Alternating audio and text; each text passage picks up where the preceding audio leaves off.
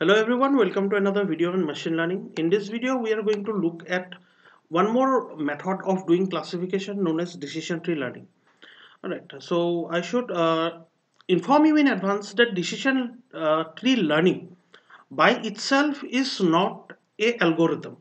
Alright, so there are many different algorithms that we use in order to do decision tree learning.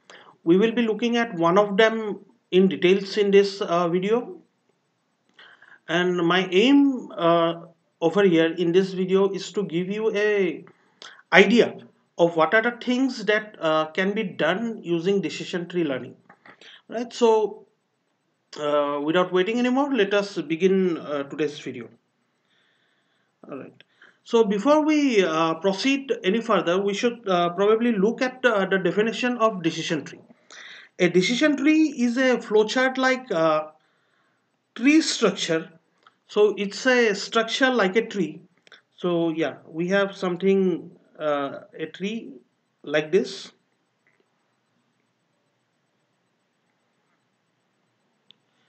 All right, uh, fine. Where each internal node denotes a test on an attribute. So these are internal nodes, right? These are internal nodes of the tree, and this denotes some test that we are going to do. And each branch, all these are branches, correct? These are all branches. This represent an outcome of the test, and each leaf node holds a class label. Right? These are leaf nodes, and they hold some class label. Now, what does this mean? This internal node. Okay. So when we use this decision tree for some classification, we will start from this root node. This is the root node. We will start here. This root node by itself is an internal node over here. So we will have some tests, some condition checking that we are going to do in this internal node, in this particular node, in this root node. And based on the outcome of this condition checking, based on the outcome of this test, we are either going to take this branch or we are going to take this branch. Right. So the outcome of the test determines which branch we are going to take. Once we have taken some branch, say I have taken this branch, and now I am at this node. Okay, this node will this is one more internal node, and being an internal node, this will have one more test. So I will have one more condition checking in this branch, in this node, sorry. And I will do one more condition checking, and based on the outcome of that condition checking, I will take one of these two branches that are coming out of this internal node. Okay, say I have taken this branch after this condition check, and I have arrived at this node. Now this is a leaf node. Okay, the leaf node is going to have a class level. Say I am looking at pictures of cats and dogs, and I want to classify whether some unknown picture is a picture of a cat and dog. So I will check one condition over here, I will check the second condition here, and I will reach here. This will hold a label either cat, and say this holds the label dog. And since I have reached this node, okay, this holds the label cat, therefore my classification output is going to be cat. Alright, the leaf node is going to hold a class label, and as I traverse from the root of the tree up to these leaves of the tree, when I reach the leaf of the tree after doing all this condition check, after moving from the root, which is the internal node, after a condition check, I will go to another internal node. After that, I will go to another internal node, and so on until I reach a leaf. And in that leaf, there will be some class level. And whichever leaf I reach, the class level associated with that leaf will be the classification output that I am going to give. Alright. So this is the basic idea behind decision tree. If you did not understand this properly, don't worry, you will understand when you look at an example, which we will look at very soon. Now, the next thing that I want to talk about is this. Decision tree can be used both for classification as well as regression. Okay, when we use decision tree for classification, then the outcome will be a class level. It will be a discrete value and it will be a class level. And when we use decision tree for regression, the outcome will be a real number. So you know the difference between classification and regression, and that this is what it is. In classification, we are going to output a class level, a discrete value, and in regression, we are going to output a continuous real value. Okay. Now there are two algorithms that I want to talk about in this slide. One is this ID3, iterative uh, dichotomizer 3, ID3. Okay, so a very difficult name. You need not remember the name, but then you need to know the idea behind how ID3 works. We are going to look at this algorithm in details, although we need not remember the complete name. I don't know what dichotomizer. What does it mean? All right. So whatever, and the other algorithm is CART. Right? It stands for classification and regression tree. Now in CART, we can use this kind of tree both for classification and regression, whereas ID3 we usually use only for classification. Now there is a variation of ID3 called C4.5 that was initially implemented in Java, but then is available now in almost all languages. So that is the evolution of ID3 that is works with continuous data, can be modified to do regression as well. All right. In ID3, we use something called entropy function and information gain. Okay. And in CART, we use something called Gini index. So we will be looking at all of these things properly in this video. Now, what is the cost function? That means on what basis do I create the tree? Do I split the tree? Okay, so in ID3 we are going to use this thing called information gain. In CART we are going to use Gini impurity, this Gini index. All right, and what do we mean by on what basis do I split? It means this you will understand this in the next slide. All right, that what is the criteria on the basis of which we are going to have the tree? Why, there are many conditions that we may prefer to check, right? So which is the condition that we are going to check? So that is something that needs to be determined, and that is determined in ID3 using information gain and in CART using Gini index. All right. So CART is a tree that is used both for regression and classification. Now, tree used for regression and trees used for classification, they have lots of similarities, not just some similarities, but also have some differences. All right. The main differences is that in classification uh, and in regression, how do we split? How do we make this split? So that is the main difference, right? Because in regression we are going to handle continuous data, whereas in classification we are going to handle discrete data. All right. So how do we split based on continuous or discrete data? That is something that we have to talk about, and that is something that we are going to talk about in this video. All right. So yeah, the takeaway from this slide, the thing that you should understand from this slide is this: that regression tree can be used both for classification. Decision tree can be used both for classification and regression, and that there are two algorithms. One is ID3 and the other is CART.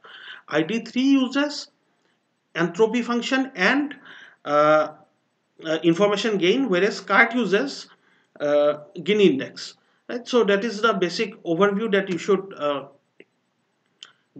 take away from this slide. Now let us go ahead and look at an example of a decision tree. Now this is the play tennis data set that you should be very familiar with by this time. This data set has 14 different uh, data rows.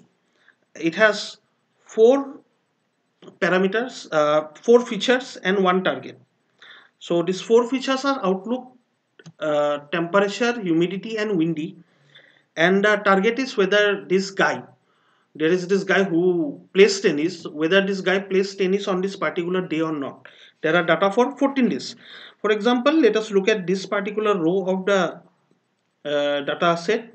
It says that on this day, where the outlook was sunny, temperature was hot, humidity was high, and windy was weak. There was weak wind. This guy did not play tennis. Okay, that is what it says in row number 1. Row number 3, on the other hand, says that when the day was overcast, okay, temperature was hot, humidity was high, and windy was weak. On that particular day, the guy played tennis. Okay, so in this way, I have 14 different data for 14 different days, and whether this person played tennis or not on that particular day. Okay, now from this training data, from this data set, we are going to create a tree like this. Okay, so in this tree you can see this is the internal node, this is the internal node, and this is the internal node, and these are all leaves. Okay, so I have this unknown data, this is my unknown data. Okay, in my unknown data I have outlook rainy, temperature hot, humidity high, and windy weak. So there was weak wind. Okay, now the question is, I have to do the classification. I have to answer whether this guy who plays tennis is going to play tennis on this particular day or not. Okay, so I'm going to use this decision tree in order to do this classification. Okay, so how do I do that? I will start from the root of the tree. So this is the root of the tree, and I will start here. And I have to do a condition checking. What condition do I have to check? I have to look at what is outlook. Okay, so I'm going to look at outlook, and it says in my unknown data that my outlook is rainy. Now, had my outlook been sunny, I would have taken this branch. Had my outlook been overcast, I would have taken this branch. But my outlook is rainy. Therefore, this branch corresponds to rainy, and I'm going to take this branch. Alright, so I have done the first condition check in my root of the tree, and I have reached this node.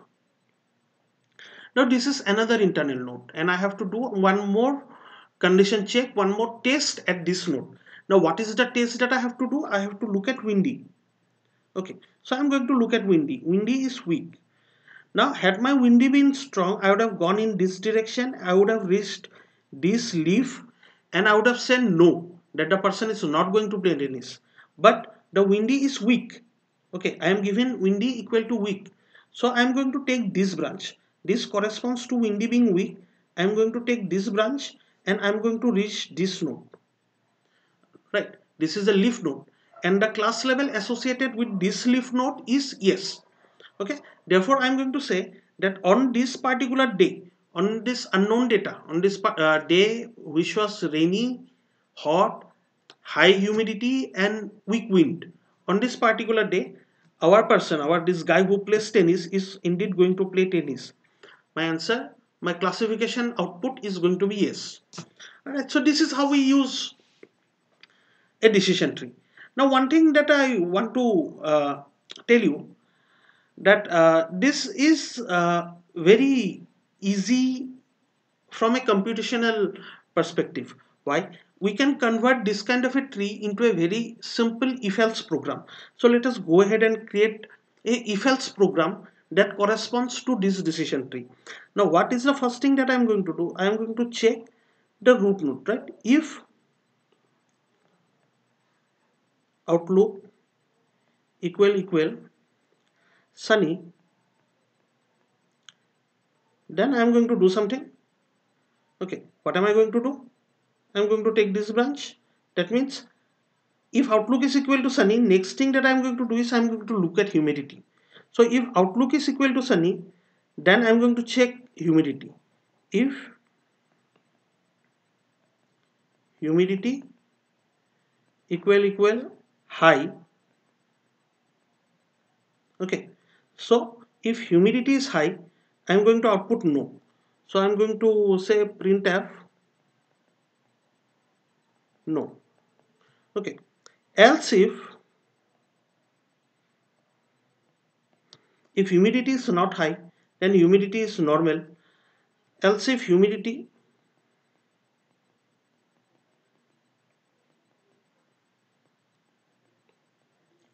normal, then I'm going to print yes. Right, so this corresponds to yes, and that is what I have done. Okay, so this if condition means if outlook is sunny, if it is sunny and if humidity is high, If humidity is high, then print no. If outlook is sunny and humidity is normal, if outlook is sunny and humidity is normal, print yes. Okay, so this is done with sunny. Next we have to look at this other condition. Else if outlook is overcast. Now there is nothing to do. Okay, there is no more condition check. If outlook is overcast, we directly reach a leaf. Okay, so I am going to directly give this output that is associated with the leaf. What is associated with the leaf? Yes. So I'm going to print yes. Okay, else if outlook equal to rainy.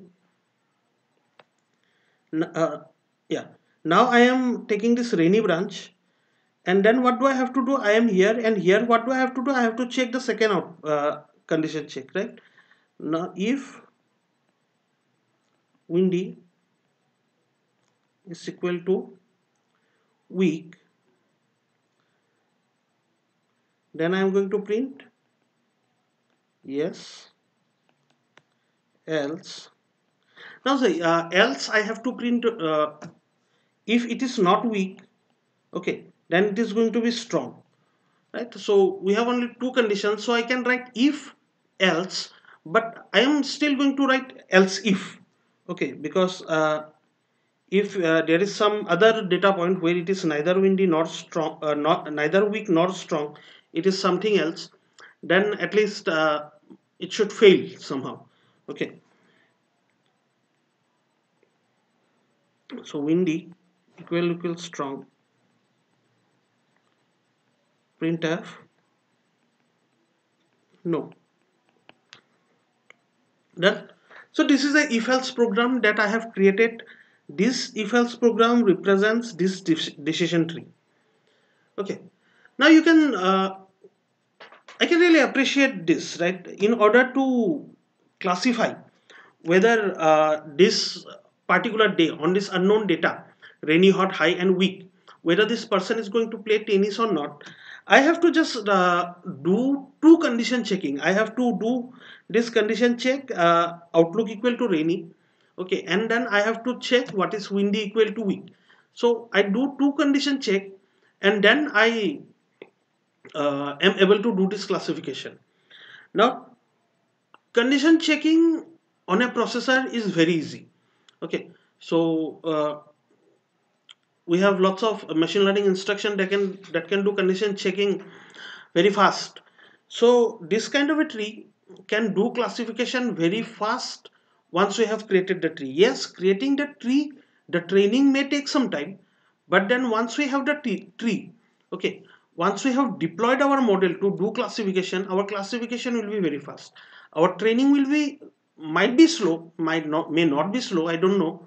Okay, but then at least giving the output, what is the class of this unknown data, or my test data, what is the class, giving this classification output, that is going to be very fast. All right, so this is what we have. This is a decision tree that you can see over here, and this is how we use this kind of a decision tree in order to do classification. Now here is the question, how did we arrive at this tree? I mean, why do we have this tree? Why not some other tree? Right. So there could have been other trees as well that I could have drawn from with this parameter, with this condition check. Let me draw an alternative tree and you will know what I am trying to say. Say I first check temperature. Okay. If temperature is equal to hot, I will take this branch. If temperature equal to cool, I will take this branch. If temperature equal to mild, I will take this branch. And say in hot I am going to check windy. Okay, and in windy I can say yes if windy is equal to strong. I say yes if windy is equal to weak. I say no. And similarly, I do things over here, I do things over here. Okay, I could have had a tree like this. Alright, but why do I have a tree like this? How did I get this tree? How did I arrive at this tree? Right. So that is what we will be studying in the majority of this video. Okay, how do we create a tree that base represents the model behind our idea, our training data set, that base represents our training data set. Why is this tree preferred over this tree?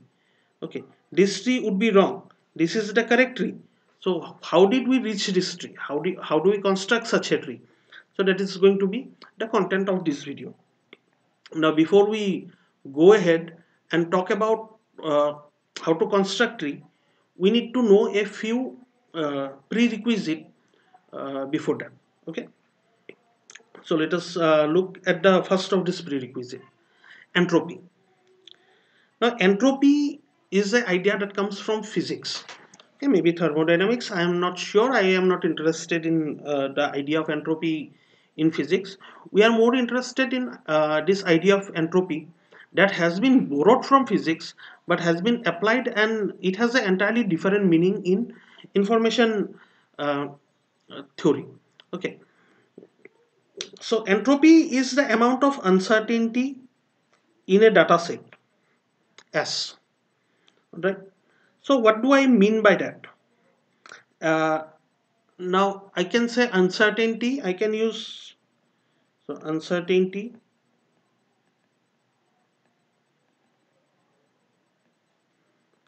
I can use this other word, chaos, I can use this word impurity.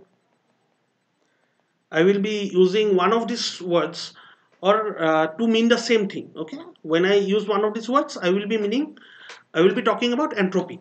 Okay, the more uncertainty that there is in my data, the more chaos or more impurity that is there in my data, the less will be my impurity. Sorry, the more will be my entropy. Okay, so what do I mean by that? Say this is one data set, let me call it S1. This is one data set, let me call it S2, and this is one data set, let me call it S3. Okay, now which of this data set has the highest impurity and which one has the lowest impurity? Now think about it. If someone takes away this basket of fruit, this is a basket of fruit, and in this basket of fruit I have four uh, apple. Okay, and all of these are green apple. So I have four green apple in this basket of fruit. Now I know beforehand that I have four green apples in this basket of fruit. This person takes away this four basket of fruit, and he calls me up and he says, I am eating one of the fruits from your basket of fruit. I do not know whether what he is eating. He does not tell me whether he is eating a green apple or a red apple. Now I know this basket of fruit has only green apple. So despite this person not telling me that he is eating a green apple, I know for sure that he is eating a green apple. Right? Why do I know for sure? Because in this particular basket of fruit, there is only green apple. Okay. So once this person takes away the basket of fruit and he tells me that I am eating a fruit from your basket of fruit, I will be sure that the person is eating a green apple from this basket of fruit. Okay.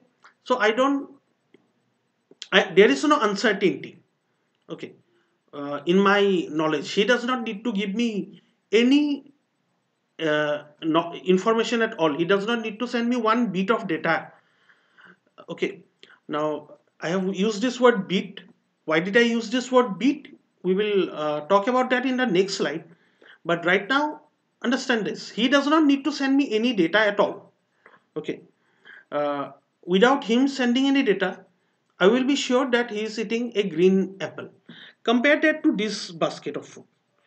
If he takes away this basket of fruit, okay, and he calls me up and tells me I am eating a fruit from your basket of fruit, now I have some confusion. Why is there some confusion? Because I am not certain anymore. Okay, there is some uncertainty, there is some chaos in my basket of fruit. My basket is fruit is not 100% pure like before, Before I had only green apple, it was pure, there was no impurity. Now I have some impurity in my S2 basket of fruit. I have 3 green apple and 1 red apple, so there is some impurity. Okay, there are things of two types. Now if this person calls me and tells me I am eating something from your basket of fruit, I don't know if he's eating a green apple or a red apple, but still I can be 75% sure that he's eating a green apple. I will be 25% sure that he's eating a red apple. Now if I have to place a bet whether he's eating a green apple or a red apple, okay, now I'm going to bet on green apple. Okay, and if I do this say infinite number of times, or say 500 times, okay, I am going to win this bet 400 or something, not 400. If I place this bet 400 times, I'm going to win this bet 300 times. Like 75% of the time I'm going to win, right? And 25% of the time I'm going to lose if I place my bet on this person is eating green apple, right? Because 75% of the apples in this basket are green, uh, 25% is red. So 75% of the time, if that person randomly picks a apple and eats that, 75% of the time I'm going to win and 25% of the time I'm going to lose. There is now chaos. Okay, this is not as pure as the case was in S1. In S1 I was very sure this person is going to eat a green apple. There is no question of any red apple or at all. Okay, but now, although I am 75% sure that this person is going to eat a green apple, I have some uncertainty. I have also 25% sure, there is 25% chances that the person is going to eat a red apple. Okay. Now compare that to this situation 3, this data set 3 or my fruit basket 3, S3. Now, if this person takes away this basket and tells me I am eating an apple from your basket, I cannot place a bet at all what he's going to eat. Okay. Now 50% chances there that he's going to eat a green apple, 50% chances there that he's going to eat a red apple. So there is no uh, there is no information at all. Okay. Now I cannot make a guess. Means I can make a random guess. I will be 50 right half the time. I will be wrong half the time. But yeah, there is lots of uncertainty. Okay, so this is what it is. Now if you reverse the situation, had they in my S2, had there been 3 red apple and 1 green apple, the situation would have been same, right? I would be 75% sure. Right now in S2 I am 75% sure that the guy is eating a green apple and 25% sure that the guy is eating a red apple.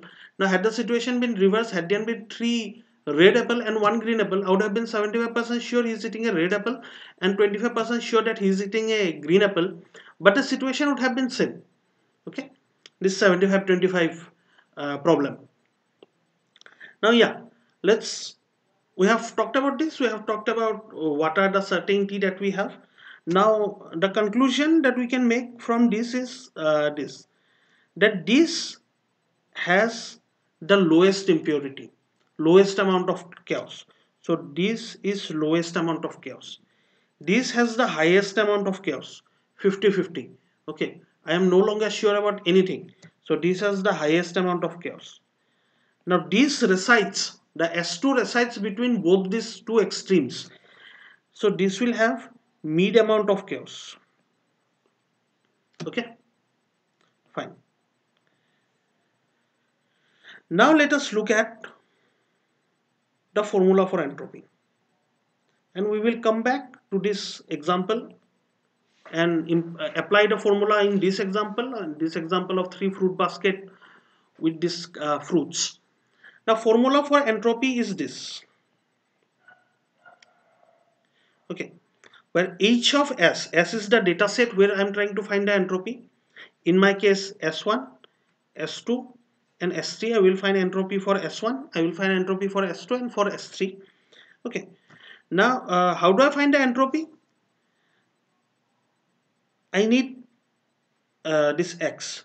X here is only the set of things that are there. Okay, so I have only green apples in this basket. In this two, x has green apple and red apple. Okay, so x is the set of items that are there in my data set, or the set of classes that are there in my data set. Now, what is P of x? P of x is the proportion of items compared to the total number of items that I have. The proportion of class x, right? So here x is red, green. Okay. So P of red is going to be 1 by 4. So I have 4 items. Out of that, one is red. So proportion of red is 1 by 4. What is P of green? Very easy, 3 of 4. So I have 3 green apple out of total 4 apples. So 3 of 4. Okay, similarly here, X has R and G, red and green. So proportion of red is equal to 2 by 4, that is 1 by 2, and proportion of green is equal to 2 by 4. Okay, so you can convert 2 by 4 to R by 1 by 2, so you can do that. But there are 4 items in the data set, 2 of them are green apples. Alright, now what about number 1? What is there in X? X has only green apple. So proportion of green is 4 by 4, that is 1. Okay, now what is proportion of red? This is a wrong question. Okay, this question should not be asked. Now I am trying to find proportion of something that does not even exist in the set. R does not exist in the set. I am not going to say proportion of red is 0 by 4. Okay, I am trying to find proportion of things that are in the set. So x belong to x. X has only g. So I am going to find proportion of g. I am going to over here find proportion of red and g because both of them belongs to the set. Here this question should not be asked. What will happen if you ask this question? We are going to see very soon. Let us now that we have seen the equation, okay, let us apply the equation for entropy.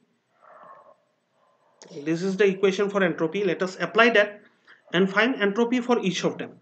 Okay, let us start with this, the high one. Okay, here what is the entropy? This is my set S3. So entropy of S3 is equal to sum of minus P of X. Okay, what is X? X will be RNG. So X over here is RNG. So I will have P of R log 2 base P of R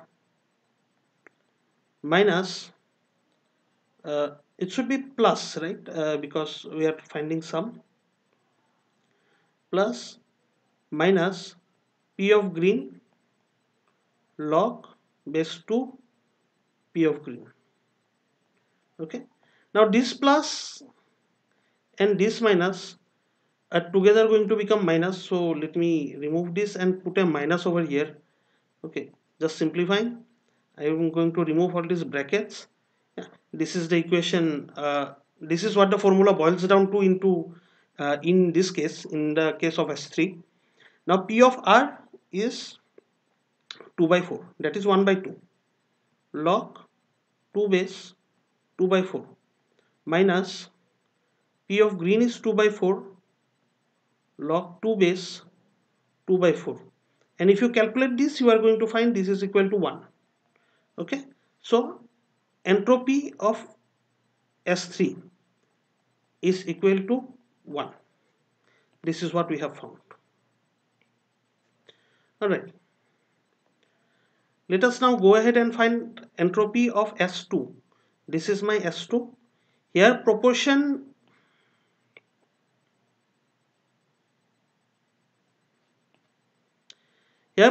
of green is proportion of red. We are finding proportion of red first.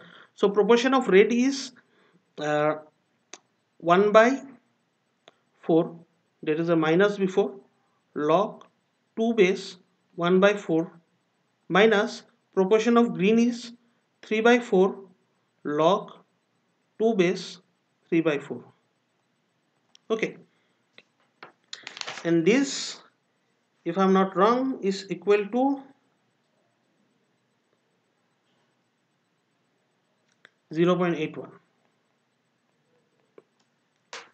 Alright, so H of S2 is equal to 0.81. Okay, fine. Now let us apply over here. Now I'm going to apply this here. Okay, but then let us before applying, let us talk about what would happen if I consider red. Okay, now this set X has only green, it does not have red. Red is not there in this set. But if I consider red, what will happen? What is the proportion of red? Proportion of red is 0 by 4 log 2 base 0 by 4 minus what is the proportion of green? Proportion of green is 4 by 4 log 2 base 4 by 4. Okay, now log 2 base 0 by 4 is equal to, these terms become log 2 base 0. Okay, now log of anything base 0 is undefined. Okay, now this if you know what is log, nothing to the power uh, something is 0. Okay, if I take 2, 2 to the power what is going to give me 0? Nothing, right? I can never raise something 2 to the power something that is going to give me 0. For that reason this is undefined. Okay, I'm not going to this is very school thing. I'm not going to explain why this is undefined. Okay, uh, if I start explaining log one day, I may have to explain how to do addition. I cannot do all this thing. Okay, you have to really understand why this is 0. Okay, and if you don't understand why this is 0, then you are going to face problem in algorithm as well. Okay, in this subject algorithm, log appears a lot in algorithm in lots of places. So you should have a very good idea of what is log. Anyway, this is undefined. Okay, therefore I cannot have an answer to this. This is wrong, this is a wrong equation. This will give me an error if I try to calculate this in a programming language using a processor or in a calculator. I'm going to get an error, so I cannot have this equation. Now what is the problem? Why do I have this error? Because I considered red. I tried to figure out uh, uh, with red. Now red does not even exist over here, right? So I cannot have red. My set consists of only green. So what is my equation going to become? My equation is this. For each element in the set, I'm going to find a proportion. Now red does not even exist in the set, so I cannot consider red. Now only one thing exists in my set, green, so I'm going to use that thing only. Minus p of green log base 2 p of green. Now what is the proportion of green? 4 by 4 log base 2 4 by 4. Now 4 by 4 is equal to 1 and log of 2 of 1 is equal to 0. That means 2 raised to the power 0 is equal to 1. Okay, so this is equal to 0. So h of s1 is equal to 0. Okay, fine. This is s1. Now this is something that I want you to observe. The more impurity, the more chaos, the more uncertainty that is there on my data set, the higher will be their entropy. This has the highest entropy, this has the highest chaos, right? The highest entropy and the highest chaos. This has the lowest entropy, this has the lowest chaos. In fact, no chaos at all. This had some mid entropy between the highest and the lowest, and this has the mid level entropy. right? So mid-level chaos, mid-level entropy. So this measure entropy, it gives us how much uncertainty is there. So using this formula, we can figure out how much chaos, how much randomness, how much impurity is there in my data set. Okay. Now, the formula itself is not a very difficult formula, but I am not going to sit here and derive this formula. So this is not essential. Like we derived the formula for simple linear regression and multiple linear regression, those were essential. Okay, because that was the the fundamental thing that we were doing. But here, this formula by itself does not need that kind of derivation, and moreover if I try to derive this, I have to spend half an hour to 45 minutes on this formula alone, and that is something that I don't want to do. Instead, I want to point you to this YouTube video. Okay, go to this YouTube video, watch this video. This is around 25 minutes, and this video explains entropy, this formula, very properly. Okay, now I cannot explain as nicely as he did, so instead of trying to explain myself, I am pointing you out to this video. So watch this video. All right, yeah. Now that you know the formula, how to apply the formula for entropy, you know this. Let us go ahead and look at a different perspective of looking at entropy. Okay, before doing that, let us figure out what is the entropy of these three sets. I am calling this S1, I am calling this S2 again, and I am calling this S3. Okay, so these are three data sets or three basket of fruit that I have. Now what is the entropy in each of these baskets of fruit? Here h of S1, h of S1 is of course the notation that we are using to find h here stands for entropy. Okay, so h of S1, the entropy of this dataset S1, the fruit basket S1 is minus 8 by 8. Okay, I have 8 fruits, and I have only one type of class in my data in my fruit basket, one type of fruit in my fruit basket, that is green apple. So I have only green apple. So 8 of 8 fruits are green apple, log this proportion 8 of 8, and this is going to give me 0. Okay, so entropy of this one is 0. Fine, we have figured that out. Now let us go ahead and find entropy of this one. Okay, now entropy of this is going to be, this is S2, the entropy of S2 is going to be 2 green apple out of 8 fruit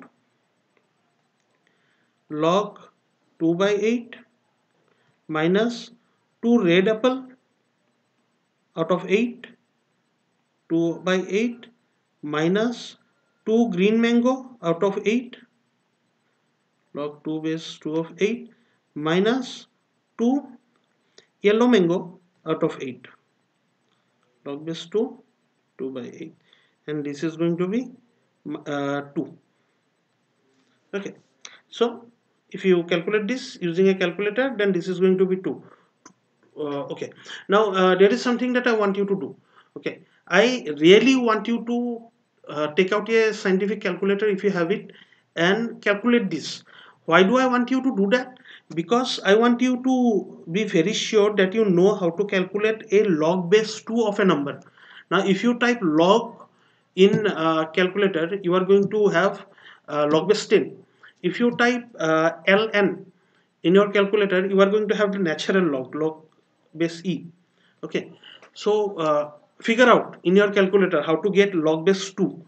Okay, I need you to calculate this using a calculator. This is going to be easy to calculate using pen and paper. Okay, let me just do for one. Okay, let me calculate this. All of these are the same terms, right? Let me calculate this. This is going to be 1 by 4 log base 2 1 by 4. Okay, so it is 1 by 4 log 2, 2 to the power minus 2. So this becomes minus 2 by 4 and that becomes minus 1 by 2. So minus 1 by 2, there is a minus over here. Minus minus will become plus. So this becomes plus 1 by 2. This whole term becomes plus 1 by 2. Okay. So I have half plus 1 by 2 and plus 1 by 2 over here, plus 1 by 2 over here, plus 1 by 2 over here. So 4 1 by 2 added together is going to give me 2. So the entropy of this is going to be 2. Okay, this is very easy to do using our pen and paper, but then there will be times when you will have to do using calculator. Okay, so don't rely on pen and paper. Now let us figure out for the last one what is going to be the entropy of the last data set S3.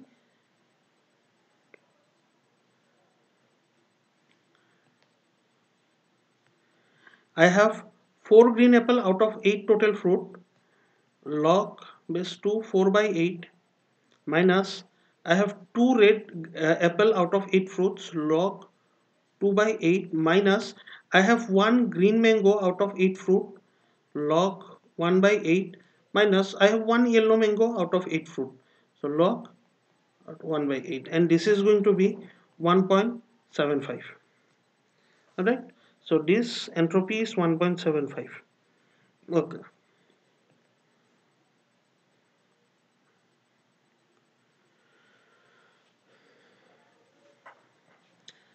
Okay, fine. So we have figured out the entropy. This has an entropy of 0, this has an entropy of 1.75, and this has an entropy of 2. Okay. Now this makes sense. Does it make sense? The more chaos that there is in my data, the more will be the entropy. Here everything is 25, 25, 25, 25%. Okay. So this has the highest entropy. This is complete randomness. Compare that to this set. Here, most of the time, 50% of the time, I'm going to get green apple. Okay. 25% of the time, I'm going to get red apple. At least now my data is more biased toward green apple. Okay. And after green apple, the second most bias I have is toward red apple. Then in third proportion, both are in equal amount. I have one green mango and I have one yellow mango. Okay, so this has lower entropy than this complete chaos in S2. S3 has more less randomness than S2. Compare that to S1. S1 has no randomness at all. Everything is green apple. Okay, now let us go back and talk about this guy who has taken away my basket. Okay, S1, S2 and S3, and he calls me up, he tells me I am eating a fruit from basket S1. Now here's the question, how many yes no questions should I ask to know which fruit he picked? Not I picked, it should be he picked, this guy who has taken away my basket. How many questions should I ask to know which fruit did he pick? Okay, in S1, do I even, when this guy calls me and tells me, okay, how that I have eaten an apple from your basket S1. Now I know in S1 there are only there are 8 green apples and all, there are 8 fruits and all of them are green apples, right? Do I need to ask a question to know what he ate? I don't, right? So I do not need to ask him any question at all. I need to ask him zero question. Okay, so in this case I need to ask him zero question. Fine. What about in the second case, S2? Next he calls me up and tells me I have eaten a fruit from S2. Now can I be sure, like previously I did not ask a question but I was sure that he has eaten a green apple without even asking a question. Now he tells me that I have eaten a fruit. Can I be sure like before? I cannot, right? Now I have to ask question. I have to ask yes no question. So what are the yes no question that I can ask? I can ask first question, uh, is it green apple? Okay, if he says yes, then only one question, using only one question I will know that he has eaten a green apple. But if he says no, then what do I have to do? I have to ask, is it red apple, fine. If he says no, okay, if he says yes, then I will know that he has eaten a red apple. Two question I have asked, right? First I will ask green apple. Was it green apple that you have eaten? He will say yes, then that would be one question. If he says no, then I will next ask, was it a red apple? If he has eaten red apple, he will say yes, otherwise he will say no. If he says no, next I'm going to ask, is it green mango? Okay, if he has eaten green mango, then he is going to say yes, otherwise he is going to say no. Then this is a question that I might ask, is it yellow mango? Okay, now is it necessary to ask this fourth question? Think about it. I know there are four fruits in my basket. Okay, hold on. I know there are four fruits in my basket. Okay, first I will ask, is it a green apple? If he says no, then I will ask, is it a red apple? If he says, if it was a red apple, he will say yes, otherwise he will say no. If he says no, I will ask, is it a green mango? If it was a green mango, he will say yes, otherwise he will say no. Now, if he says no to green apple, red apple, and green mango, then I will automatically know that he has eaten a yellow mango, right? So I need not ask the fourth question. I need to ask three questions, and at most three questions. And after asking three questions, I will be sure. Okay. Now, on average, how many questions do I need to ask? Now, 25% of the fruit are uh, yellow, green apple. So, uh, 2 out of 8 times, that is 25%, 1 of 4. 2 out of 8 times, I will be asking only one question. Okay. 2 out of 8 times, I will be asking two questions. Think about it. So, when it is green apple, 25% of the time, 2 out of 8 time, it is going to be green apple, and I'm going to ask, is it green apple? He is going to say yes, done. One question, enough. Now, if it is red apple, that is another 25% of the time, I have to ask two questions. First I will ask, is it green apple? He will say no. Then I will ask, is it red apple? He will say yes.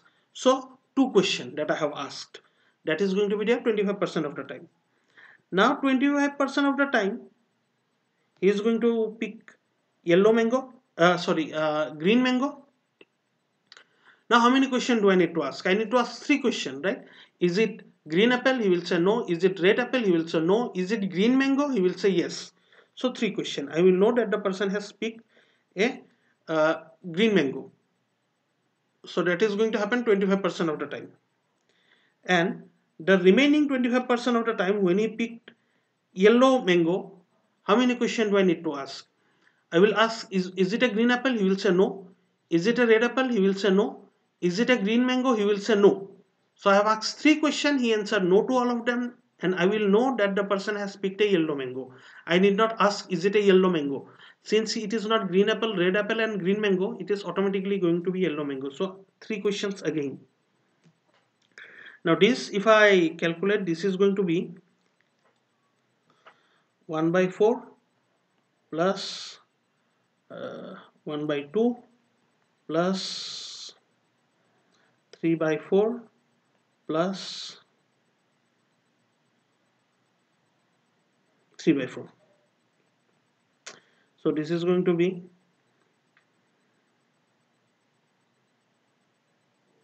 2.25, I believe. Okay, maybe 2.25. So on average, using this strategy, I have to ask 2.25 question. Okay, now can I do better? Let us try. Okay, let us try a very simple and famous strategy known as binary search. I will ask, is it green apple or red apple? That is the first question that I am going to ask. Alright. Now if the person says yes, then the next question I'm going to ask is it green apple? If the person says yes, I know it's a green apple. Otherwise, I know it's a red apple. Now, is it a green apple or red apple? If the person says no, it is neither green apple nor red apple, then I will ask, is it green mango? If the person says yes, I will know it's a green mango. If the person says no, I will know it's a yellow mango. Okay. So now how many questions do I need to ask on average? Okay. Now observe one thing. No matter which fruit he has picked, I have to ask two questions.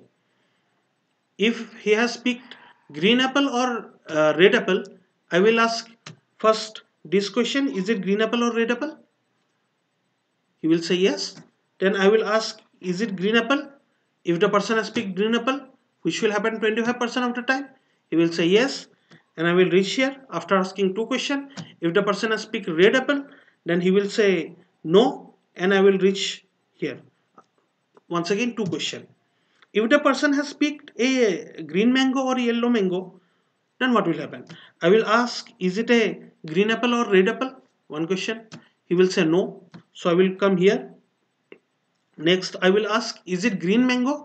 If he says yes, which will happen 25% of the time, I will know it's a green mango. Two questions I have asked, and I know that he has picked green mango. And if he says no, once again, I have asked two questions, I will know that he has picked yellow mango. Okay, if he says no to this question, I will know that he has picked a yellow mango. So anyway, in all the cases, for all the four fruits, I have to ask two questions. So every time I have to ask two questions,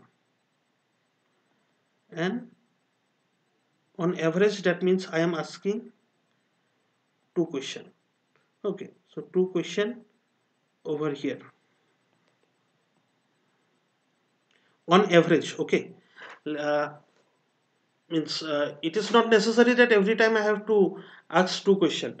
For example, if I follow the old strategy, uh, is it green apple? That is something that I will ask first. Is it green apples? Next, I will ask is it red apple? Then is it green mango? If I follow that strategy and the person has picked a green apple, then only one question is enough. But I am not talking about specific case. I am talking about what if I repeat this experiment for an infinite number of times, then what will happen on average? On average, I will need two questions. Okay, using this strategy. Using this previous strategy, I would have needed 2.25 question on average. Using this binary search strategy, on average, I am going to need two questions. Now, what will happen if I apply this binary search strategy on this dataset S3, this one? In that case, half the time, 4 out of 8 times, I will ask two questions for green apple. 2 out of 8 times, I will ask two questions for red apple. 1 out of 8 times, I will ask two questions for green mango. And 1 out of 8 times, I will ask two questions for yellow mango using this binary search strategy. So this is going to be 1 plus half plus 1 by 4 plus 1 by 4, and that is equal to 2. Okay, so using this strategy, once again I am going to on average ask two questions, and that is obvious, right? Because I am always asking two questions anyway. Using this strategy, my average is always going to be, I am always asking two questions, and two average of two, lots of twos is 2. So this is going to be 2. Fine, but can I do better? Let us go back to the previous strategy. Previous strategy was, first question I ask is it green mango? Next question I ask is it red mango? Then I ask, is it uh, first question I ask is it green apple? Next question I ask is it red apple? Then I ask, is it green mango? And yeah, these are the three questions that I ask. Okay, now what is going to happen? Let's go ahead and calculate.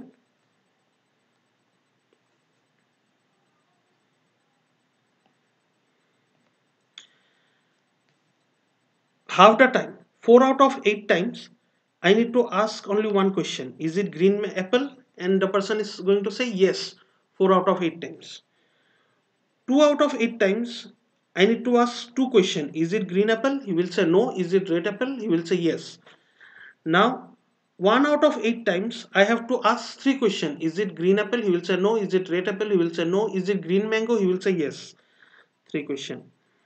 And 1 out of 8 times, I'm going to once again ask three questions. Is it green apple? No. Is it red apple? No. Is it green mango? No. And that is how I will know that it's a yellow mango. So once again, three questions. Now this, if I calculate, I'm going to find this is equal to 1.75. 1.75. On average, I have to ask 1.75 questions. Now what are these questions? These are yes no question, boolean valued question, right? So each question is going to give me one bit of data. Okay, now on average, what does that mean? To get this knowledge of what class I have picked from this data set, okay, I need 0 bit of information. To know what class I pick from this data set, I need 2 bit of information. What I pick from this data set, on average, I need 1.75 bit of information. Now, 1.75 bit of information does not exist in real. Okay, in one particular transaction, I will either ask one question, I will send 1 bit of data, or I will ask two questions, I will send 2 bit of data, or three questions, 3 bit of data. Okay, in one trial, in one experiment. But if I repeat this thing for a large number of time, as tending towards infinity, okay, don't worry, for a large number of time, then on average I am going to ask 1.75 question. That is what it means. Okay, and that is what I meant in the last slide when I said use this word bit. Okay, I need this many bit of information to describe this data. So the lower the number of bits that I have, the more purity is there in my data. Interesting thing that you should observe, what is the value of this number of bits that I need? That is given to me by this formula for entropy. Here the formula for entropy gives me 1.75, and that is the number of bits that I need using the Bayes strategy. Okay, without even knowing what is the Bayes strategy, what is the type of question that I should ask, I know that once I ask this Bayes question, I am going to on average ask the entropy number of question, the number of question given by this entropy formula on average, right? So that is one more way of looking at entropy. Entropy gives us how many bits we need to know what is the class that I have picked. Okay, yeah, that is what I have. So yeah, entropy is the measure of impurity, and impurity means how much different classes are there. Okay, so that is what we have. This is one more perspective of looking at entropy. Now that we have talked about entropy, let us talk about something called information gain. Okay, information gain is the measure of the difference in entropy from before to after the set S is split on an attribute A. In other words, how much uncertainty in S was reduced after splitting S on attribute A. Okay, if you did not understand, don't worry. Let us talk about this with an example. Okay,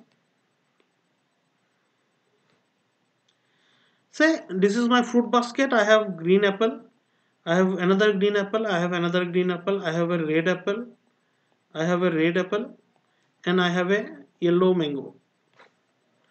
Okay, so this is what I have. Now, let me do one thing.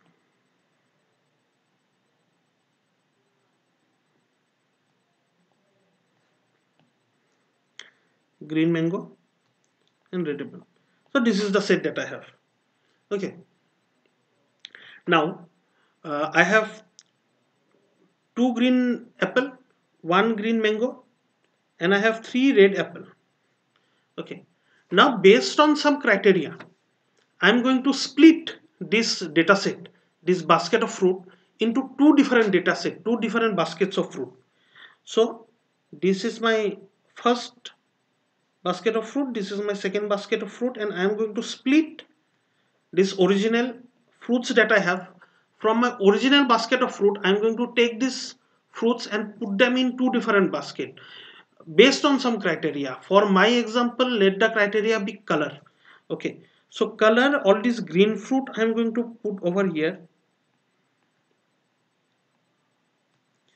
all the red fruits I'm going to put over here. All right, so I hope this makes sense. Okay, now I had something before, one data set, and from this one data set I have splitted the data set and I have placed in these two different data sets. Okay, so all the some fruits are in this data set and some fruits in this data set, some fruits in this data set. All right, now what was the original entropy? Original entropy of this, let me call this S, let me call this S1 and this S2.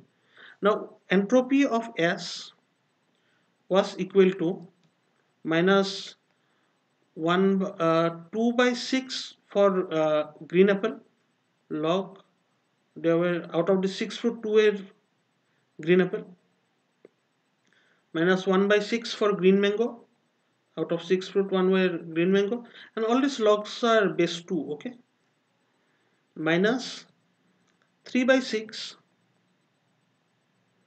are red apple. Okay, and if I calculate this, I'm going to find this is equal to 1.46. Okay, next let me find the entropy of S1.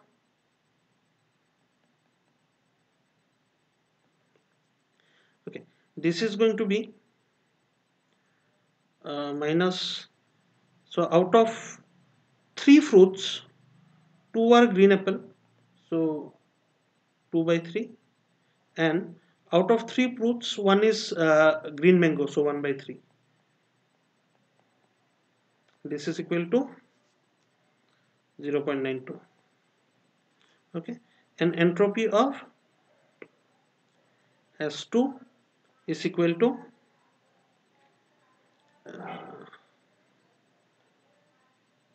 out of 3 fruits 3 are red apple, this is equal to 0. Okay, so this is what I have after the split. Now let me erase this, I have to carry on the calculation. Okay, so what is the average entropy, okay, after the split on attribute A? That is something that I have to find. Now this formula is given by this. Okay, this is the average entropy on S1 and S2. I have this original S, I split it into S1 and S2. Okay, this had an entropy of 1.46 S. This has, we calculated, S1 has an entropy of 0.92 and S2 has an entropy of 0. Okay, so let us go ahead and find what is the entropy, average entropy after the split. So average entropy of dataset AS after the split on color, this attribute A, which in our case was color, is equal to there were 6 fruits in here total. Out of this, 3 were in here and 3 were in here, right? So 3 of 6 fruits, of the 6 original fruit, these 3 that were here had an entropy of 0.92. Okay, plus these other 3 out of this original 6 had an entropy of 0. So this becomes 0.306. Okay, each of S on color. Now what is information gain? I had some entropy before 1.46. Okay, after splitting on this attribute color, this is my new entropy. Okay, I have two different data set. One had entropy 0.92, one had entropy 0, but I weighted average them. Okay, I take their weighted average and that becomes 0.306. 0.306 is the weighted average. Fine. Now,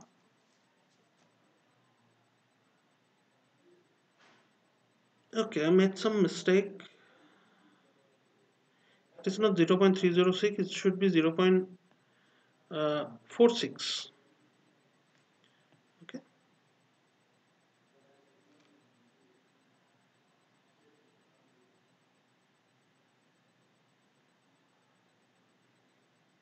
Most probably, if I'm not wrong. Yeah. Yeah, this is 0.46. Now, yeah, what I was saying is this. I had an entropy originally in my dataset S. I had an entropy of 1.46. That is the amount of uncertainty, amount of chaos that was there. Then I did what? I splitted that original dataset into two different datasets. One was this dataset that had an entropy of 0.92 and the other was this dataset that had an entropy of 0. Okay. So when I take their weighted average of this splitted dataset S1 and S2, this is S1 and this is S2, the splitted dataset. When I take their weighted average, I get an entropy of 0.46. So this is the entropy after the split. Okay, my impurity after the split. What was my original uncertainty impurity entropy? What was it originally? It was 1.46. What is the entropy after the split? It is 0.46. So my entropy, my impurity, uncertainty, whatever you want to call it, entropy has reduced from 1.46. It has become 0.46. Because of this, what happened? I am gaining some information. My uncertainty is reducing, right? My chaos is reducing. So my certainty is increasing. My information that I have is increasing. So information gain is what? Information gain is my original entropy minus the entropy after the split on this attribute color. I'm splitting on color, so this is what I have. On splitting using this attribute color. Okay, and this is equal to 1.46 minus 0.46 and that is equal to 1. So 1 is the amount of entropy that is reduced, 1 is the amount of information that I have gained. This is known as information gain. Information gain on dataset S when I split it on color. Okay, fine. So this is how you calculate information gain. What is information gain? It is the amount of entropy, it is the amount of uncertainty that is reduced after we split the data set using some attribute. In this example that I have shown, I have splitted the data set using this attribute color, but there could be other attributes. Okay, we will talk about that when we look at a real training set and when we do real uh, data analysis machine learning, but this is what it is. Now let us look at this alternative formula. Okay, we have seen this formula right now. This formula also means the same thing. H of S, okay, information gain on dataset S on some attribute, in our case attribute was color, is equal to H of S minus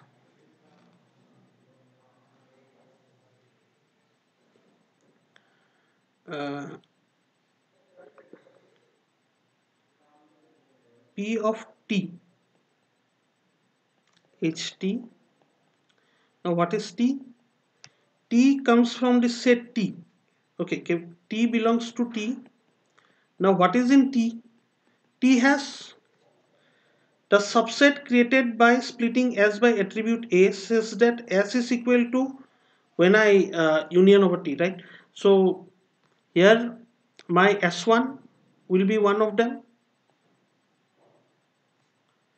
minus PS2 is the other. So I have splitted my dataset into S1 and S2. So T contains S1 and S2. Okay. Now H of S is equal to 1.46 minus what is P of S1? S1 contained 3 out of this total. So S contains 6 data set. My original data set has 6 fruits, original basket. Out of this S1 basket had 3 fruit. So proportion of S1 is 3 out of 6. And what is the entropy of S1? We calculated that it is 0.92 minus proportion of S2 is 3 out of 6, the other basket that had an entropy of 0. Okay, once again this once I calculate this, I will get this one. Okay, so this is what it is. This is what the information gain formula tells us. Okay, essentially the idea here is how much information we are going to gain when we split on this attribute A. Okay, so I have some attribute, in this case color. I had some original data set that had some amount of uncertainty, amount of entropy, in our case 1.46. Then we splitted this original data set into two data sets. One had an entropy of 0.92, the other had an entropy of 0. The weighted average entropy of these two splitted data set S1 and S2 was 0.46. So our new entropy after the split is 0.46. So what is the amount of entropy that decreased? Okay, the amount of entropy that was decreased, that is from 1.46, it decreased to 0.46. So it decreased by a value of 1. Okay, so the amount, the entropy decrease is the amount of information that we gained. The amount of uncertainty that decreased is the amount of certainty that we gained, right? So this is information gain. Okay, let's go ahead and use information gain and entropy to do classification of this play tennis dataset. Okay, here I have the play tennis dataset. You all know this dataset very well. In this I have total 14 data point. Out of this 14, 9 of them are yes and 5 of them are no. Okay, so what is the entropy? Let me call this dataset S. What is the entropy of this dataset S? Okay, let us go ahead and find out. It is going to be minus 5 out of 14. So 5 no's out of 14 total dataset, log 2 base 5 out of 14 minus 9 out of 14 log 2 base 9 out of 14, and this is going to be 0.94. Okay, now think of this dataset as a fruit basket like before, where I had 5 no's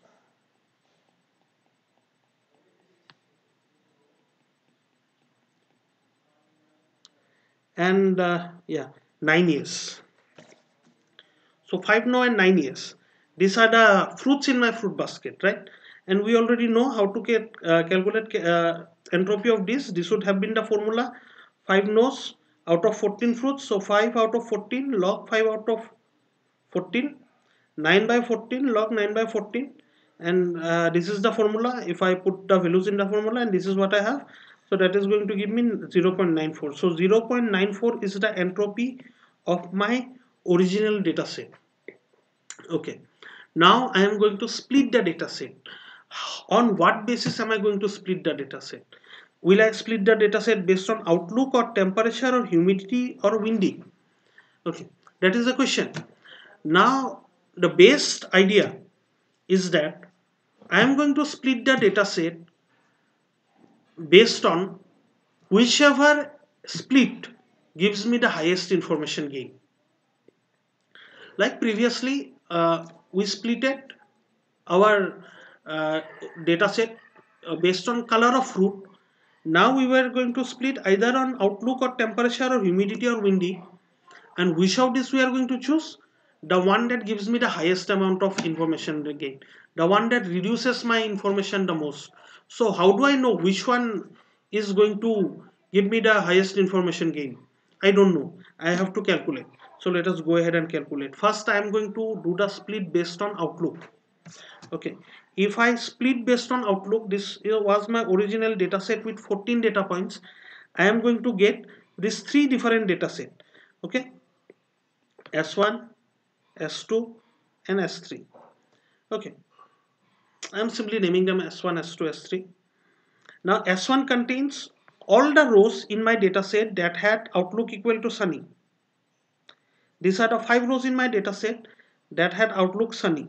So I put all of them in here. Okay, after that I take all these rows that had outlook equal to overcast. This 4 that I am putting over here. This 4. Okay, and then I am going to take all the rows that had outlook equal to rainy,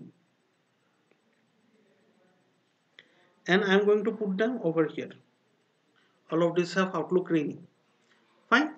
So this is how I have splitted my data set based on the attribute outlook. Okay, and after splitting this data set I get this three data set, S1, S2 and S3. Let us go ahead and find the entropy of each of them. So entropy of S1, okay, or instead of calling it S1, let me call it this, entropy of S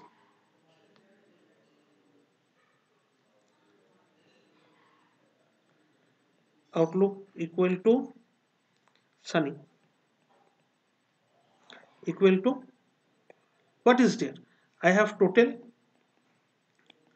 5 elements. Out of these 2 are yes and 3 are no. Okay, so 2 out of 5 are yes minus 3 out of 5 are no. Okay, and this is equal to 0.97. Next I am going to find entropy of S when I split on outlook and I take outlook equal to overcast, this one. Here what do I have? I have 4 elements, all of them are yes. There is no no. So what do I do? Minus 4 by 4 log 2 base 4 by 4, and this is equal to 0. Next what do I do? I take outlook entropy of S of outlook equal to rainy. Here what happens? I have total 5. Out of this yes is 3 and no is 2. Okay, so 3 out of 5 is yes minus 2 out of 5 is no. Okay, and this is also going to be 0.97. Alright, now I have found the entropy for, for all these 3 individual data set after the split. I have found the entropy for S1, it is 0.97. I have found the entropy for S2, it is 0. It is very pure, all the elements are yes, so there is no chaos at all in S2. And I have found the entropy for S3, it is 0.97. Fine. Now let us go ahead and find the average entropy H of S.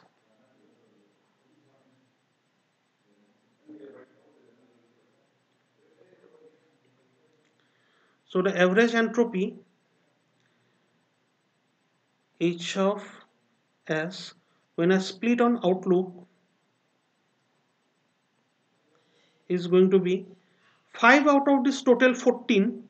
So I had total 14 elements that are distributed. 5 is here, 4 is here, and 5 is here. So total 14 elements are there.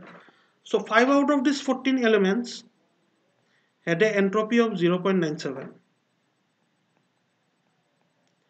plus 4 out of this 14 element has an entropy of 0 plus 5 out of this 14 element has an entropy of 0.97.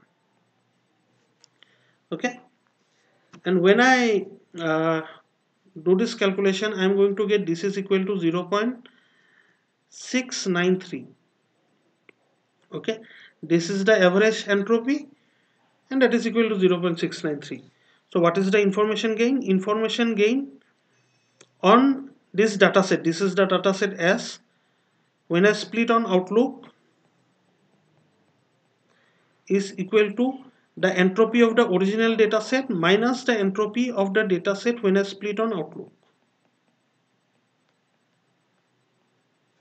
Okay, the original entropy of original data set we figured out in the last slide, it was equal to 0.94 minus the original the average entropy after splitting on outlook we just figured out it is 0.693. This is equal to 0.247. Fine. So we have done this. We have figured out what is the information gain that we are going to have if we split on outlook. Okay, next let us go ahead and split on temperature and check what is going to be the information gain. So if I split on temperature, once again I am going to get three different data set. This data set has all temperature being hot, this has all temperature mild, this has all temperature cool. So 4 of the data points are in here, 6 are in here, and 4 are in here. Okay, so all this this row, this row, this row, these all have hot, and this row, these 4 have temperature hot, those are placed over here. All right, this one, this one, this and this and this has temperature mild, those are placed over here, and the remaining, that is this and this have temperature cool, those are placed over here. All right, so I have taken these 14 rows and I have put them in 3 different data set based on, now we are looking at temperature. I have splitted the original data set based on temperature, right? And I have splitted them into 3 different data set because temperature column contains 3 different values. Okay, now let us go ahead and observe each of these data set one by one. This first data set contains 2 no and 2 yes. This second data set contains 2 no and 4 yes. This data set contains 1 no and 3 yes. Okay, so let us calculate the entropy of this first data set. It is going to be minus 2 out of 4 log base 2 2 out of 4 minus 2 out of 4 log base 2 2 out of 4. So this is equal to 1. Okay, now this data set this is done. I have figured out the entropy for this data set after splitting on temperature equal to hot. Let us go for this. This is, there are 2 no's out of 6 total, log 2 by 6. All these logs are with base 2. Okay, 4 out of 6 log 4 out of 6, and this is equal to 0.92. Okay, this is 1 out of 4 log 1 out of 4 minus 3 out of 4 for yes. Out of these 4 data points, 3 are yes, log 3 out of 4, and this is equal to 0.81. Okay, so this has an entropy of 1, this data set, This data set has an entropy of 0.92 and this data set has an entropy of 0.81. Okay, now I want to find information gain when I split the original data set. This is of course my original data set S on this attribute temperature. The formula is going to be entropy of original data set minus entropy of original data set on uh, average entropy when I split the original data set based on temperature. Okay, this is equal to h of s is equal to 0.94. We figured that out 2 slides back, and this is the weighted average entropy. So how do I get that? Hold on one second. This 4 out of this 14 have an entropy of 1. So 4 out of 14 have an entropy of 1 plus 6 out of 14 have an entropy of 0.92. 6 out of 14 have an entropy of 0.92 plus 4 out of 14 has an entropy of 0.81. 4 out of 14 has an entropy of 0.81. Fine. When I take this, I do all this on a calculator, I am going to find this is 0.028. Okay, so information gain is 0.028 when I do split on temperature. Let us go ahead and apply same thing on humidity. This is once again my original data set with 14 data points. I take all this humidity high, all these rows where humidity is high, and I put them in this data set, and all those with humidity normal, all these rows, and I put them on this data set. This has 7 rows. Out of these 7, 3 are yes and 4 are no, I believe. 1, 2, 3. So yes is 3, no is 4. Here also I have 7. Here yes is 6, no is 1. So let us go ahead and find entropy for each of them, each of these two data set. Here out of 3 out of 7 is the proportion of yes, 3 out of 7 minus 4 out of 7 is the proportion of no, and this is equal to 0.985. Okay, and this here I have 6 out of 7 is the proportion of yes minus 1 out of 7 is the proportion of no, and this is equal to 0.59. Okay, now information gain on dataset S. This is my dataset S when I split on humidity is equal to entropy of original dataset minus entropy when I split the original dataset on this attribute humidity. Okay, this is going to be 0.94 minus 7 out of 14. These 7 rows out of this original 14 rows, they have a entropy of 0.985. So 7 out of 14 has an entropy of 0.985 plus the other 7 out of this 14 has an entropy of 0.59. Okay, and when I calculate all this, I am going to get information gain equal to 0.15. Okay, done. We are done splitting on humidity and calculating the information gain. Similarly, I can calculate the information gain on windy. This all this windy being weak I have taken in this data set, all this windy being strong I have taken in this data set. So after I calculate the entropy using the same formula, I am going, this is going to have an entropy of 811 and this is going to have an entropy of 1. No, sorry. Yeah, entropy of 1. Okay, So it has 3 no's and 3 yes. This has 2 no's and 6 yes.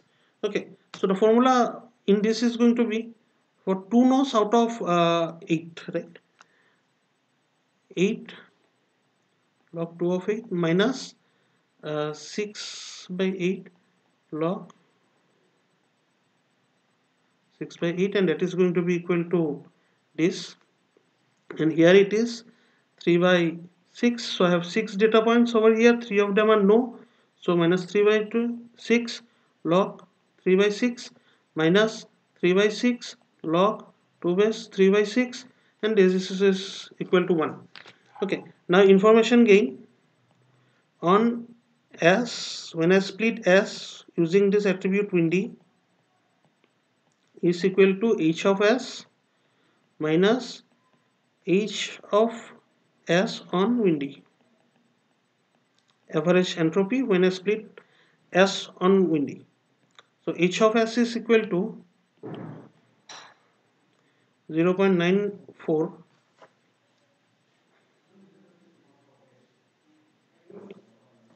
minus, so I have 8 data points over here, 8 out of 14 has the entropy of 811, 0.811 plus 6 out of 14 has the entropy of 1,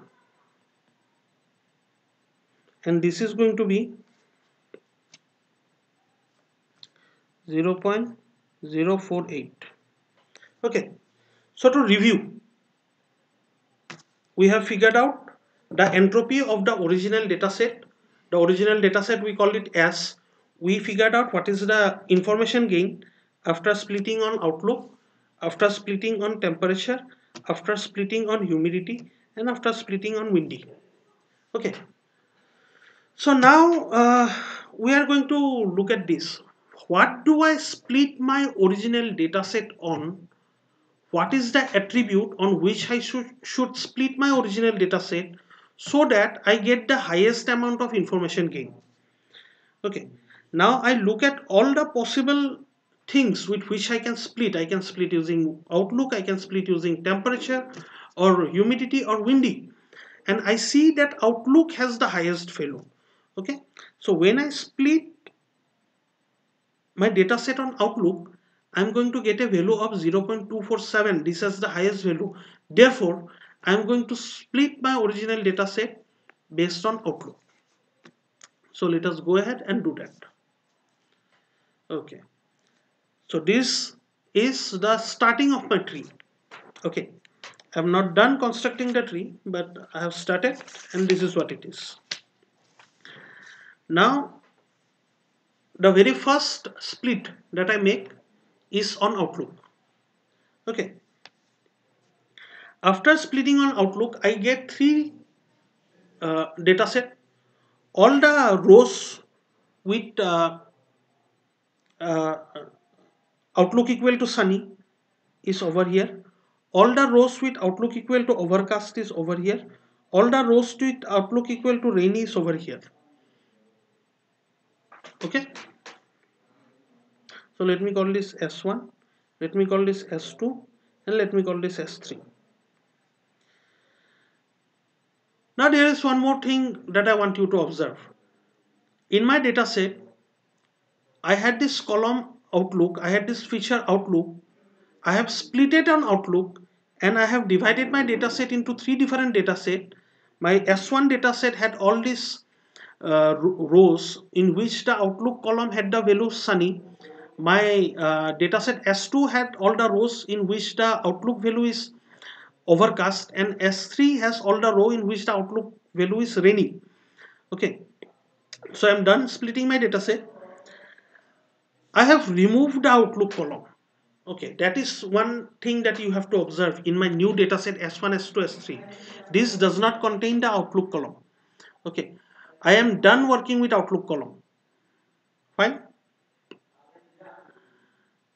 So this new dataset that I have constructed, they do not contain outlook column. I have yeah removed the outlook column after doing the split. Now I am going to calculate entropy of S1. entropy of S2 and entropy of S3. So let's go ahead and do that. In S1, okay, in S1 I have total 5 data points. 3 of them are no, 2 of them are yes. In S2 I have 4 data points, all of them are yes, there is no. And in S3 I have 5 data points, 2 of them are no and 3 of them are yes. Okay, so let's go ahead and calculate entropy for S1. It is going to be 3 out of 5 are no, log 2 base 3 out of 5, minus 2 out of 5 are yes, log 2 base 2 out of 5, and this is going to be 0.97. Okay, similarly here 2 out of 5 is no and 3 out of 5 is yes. This is also going to be 0.97. Now I am not writing the base 2 over here at all time, okay, but do remember these are all base 2, and in your exam, just to be safe, write base 2 everywhere, okay. In decision tree, whenever you have base, write a log of the base. Alright, so this has an entropy of 0.97, this has an entropy of 0.97, and this is something, one more thing that I want you to observe. Here I have element no, 2, 3 no's and 2 yes, right? In the same way I have 2 no here and 3 yes here. Okay, in S1 I have 3 no, 2 yes. In S3 I have 2 no, 3 yes. Anyway, I have elements of 2 classes where one class has 3 elements and 2 class has 2 elements, right? So the entropy of these two are going to be same. Okay, whether I have in a basket, if I have 3 red apple and 2 green apple, or I have 3 green apple and 2 red apple, the amount of chaos is the same, right? So that is the same thing over here. Now let us look at S2. S2 has an entropy of minus 4 by 4 log 2 base 4 by 4, and this is 0. Okay, so S2 has an entropy of 0. Okay, interesting. S2 has an entropy of 0. That's a good thing or a bad thing? It is a good thing. Why is it a good thing? Entropy of when entropy is 0, it means that this class is pure. Okay, this data set is pure. All the elements in this data set are yes. Okay, I need not work with this S2 data set anymore. Okay, S2 data set, there is no more split, nothing to do. No, if I go on splitting this data set in using more attribute, if I do all those kind of thing, there is not going to be any difference. Anything that I do from here is going to have yes as my output. Okay, so what I am going to do is I am going to create a leaf at this place. Here I am going to create a leaf node. And what does this leaf node going to mean? It means that when I look at Outlook, I have seen that in my data set I should split with Outlook. Why? Because Outlook is going to give me the highest information gain. So I split it with Outlook. Now when I'm given some unknown data, so I'm given some data, overcast, temperature is hot, humidity is normal, and wind is weak. When I'm given this data, okay, uh, when I look at Outlook overcast, first I have to look at Outlook, right? When I look at Outlook being overcast, I'm going to take this branch, and once I take this branch, I will reach a node over here.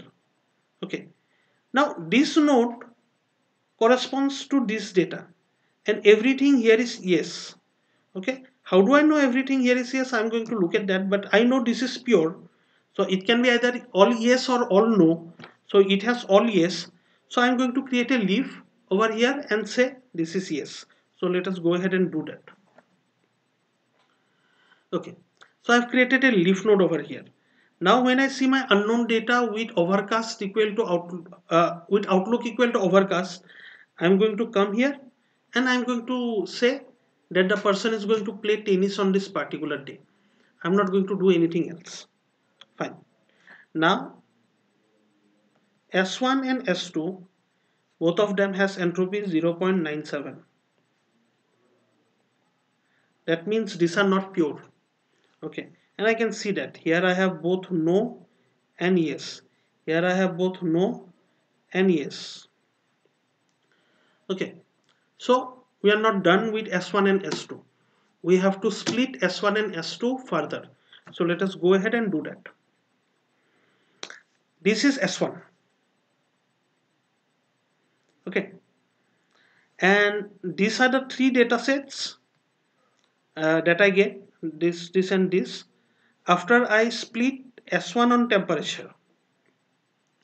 Like we splitted S using humidity, temperature, outlook, all this thing. Now S1 I have to split it with each of them. So first I am splitting S1 with temperature. All the rows, these two rows that has temperature equal to hot are put over here. This row and this row that has temperature mild are put over here, and this row with temperature cool is placed over here. Okay, so I have taken the 5 rows from my original data set and I have distributed to this data set. Here I have 2 rows, here I have 2 rows, and here I have 1 row. Now one thing to observe, this is pure, this data set. Okay, so this is going to have an entropy of 0, right? So when I have pure, means there is no chaos in here or everything is no, so I am going to have entropy of 0. This is pure, I am going to have an entropy of 0. I don't even need to calculate. What about this? Here I have 50-50 data, the highest amount of impurity that I can have, both 50-50, and that is going to be 1 in binary. When I have two classes, if I have 50-50 of these two, then I am going to have an entropy of 1.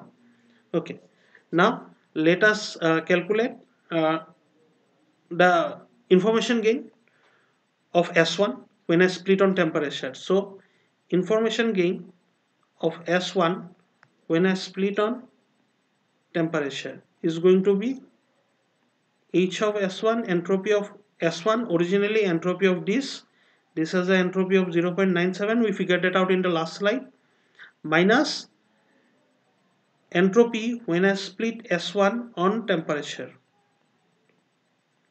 Okay, S1 is 0.97. What is this? Here I have to take weighted average. So out of 5, 2 has an entropy of 0. So 2 out of 5 has an entropy of 0, plus 2 out of 5 has an entropy of 1, plus 1 out of 5 has an entropy of 0, and this is equal to 0.57. Okay, now let us go ahead and split on humidity. We are done splitting on temperature. So here humidity has two values, high and normal. All the rows with value high are over here. All the rows with humidity normal are over here. So these are normal and these are high. Alright, here I can see this is pure. This has a impurity of entropy of 0. This is pure. This has a impurity of 0. Everything here is no, everything here is yes. Okay, let's go ahead and calculate information gain on S1 when I split on temperature, humidity. When I split on attribute, humidity. This is going to be entropy of S1 minus entropy of S1 when I split on humidity. H of S1, this is the entropy of original S1. We calculated this is equal to 0.97 minus average entropy of when I split S1 on humidity. This is 3 out of this 5. I have 5 rows over here. 3 are in this data set, 2 are in this. 3 out of this 5 have an entropy of 0, plus 2 out of 5 that I get here has an entropy of 0. Okay, So this is going to have an entropy of 0.97. Okay, this let me tell you in advance, this is the highest entropy that highest information gain that I can get. This is this is not entropy of 0.97, this is information gain of 0.97. Sorry, slip of tongue. The thing that I was saying is this is the highest information gain that I can get. Okay, uh, why?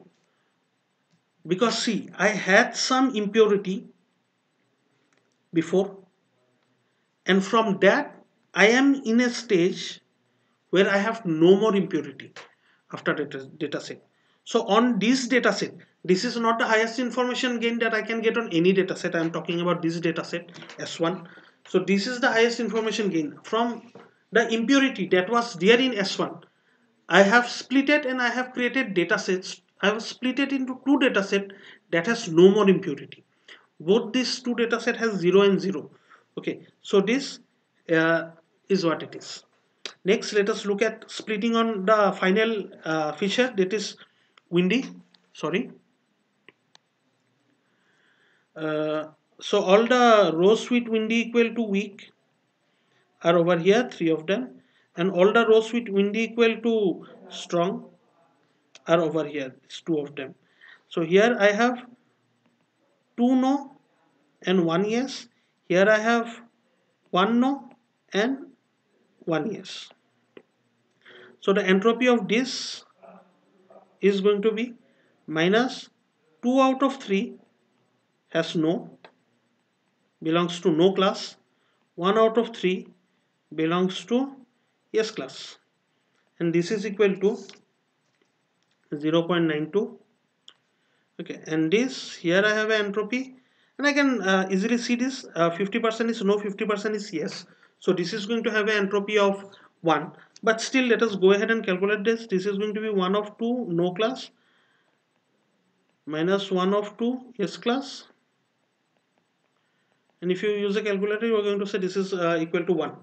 Okay, so what is the information gain? Information gain on dataset S1 when I split on windy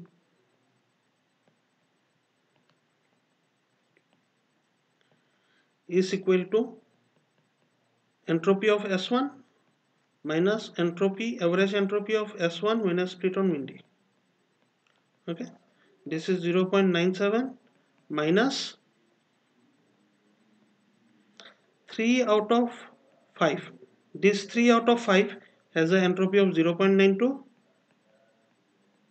plus this 2 out of 5 has an entropy of 1. And if I calculate this, I am going to get information gain equal to 0.418. Okay, so to recall, we have done split it S1. This is our S1 data set. We had first split it on temperature, found the information gain, split it on humidity, found information gain, and split it on windy, found the information gain. Okay, so these are the information gain that we had when we split it on temperature, humidity, and windy. Among these three, when I split it on humidity, I had the highest amount of information gain. So this dataset S1 that I had, okay, I am going to split on humidity. So let us go ahead and do that. I had S1 over here. I am now split at S1 based on humidity. Now, after splitting S1 based on humidity, I have these two dataset, this and this. Here I see this is pure and this is pure. So both of them are going to have entropy equal to 0. So I am going to create leaf nodes over here. This does not need any more split.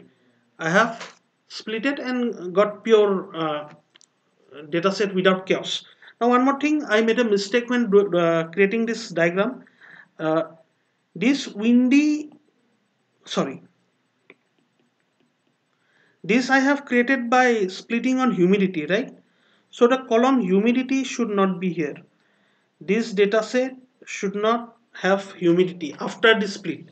Here, for example, when I had the dataset, this did not contain Outlook.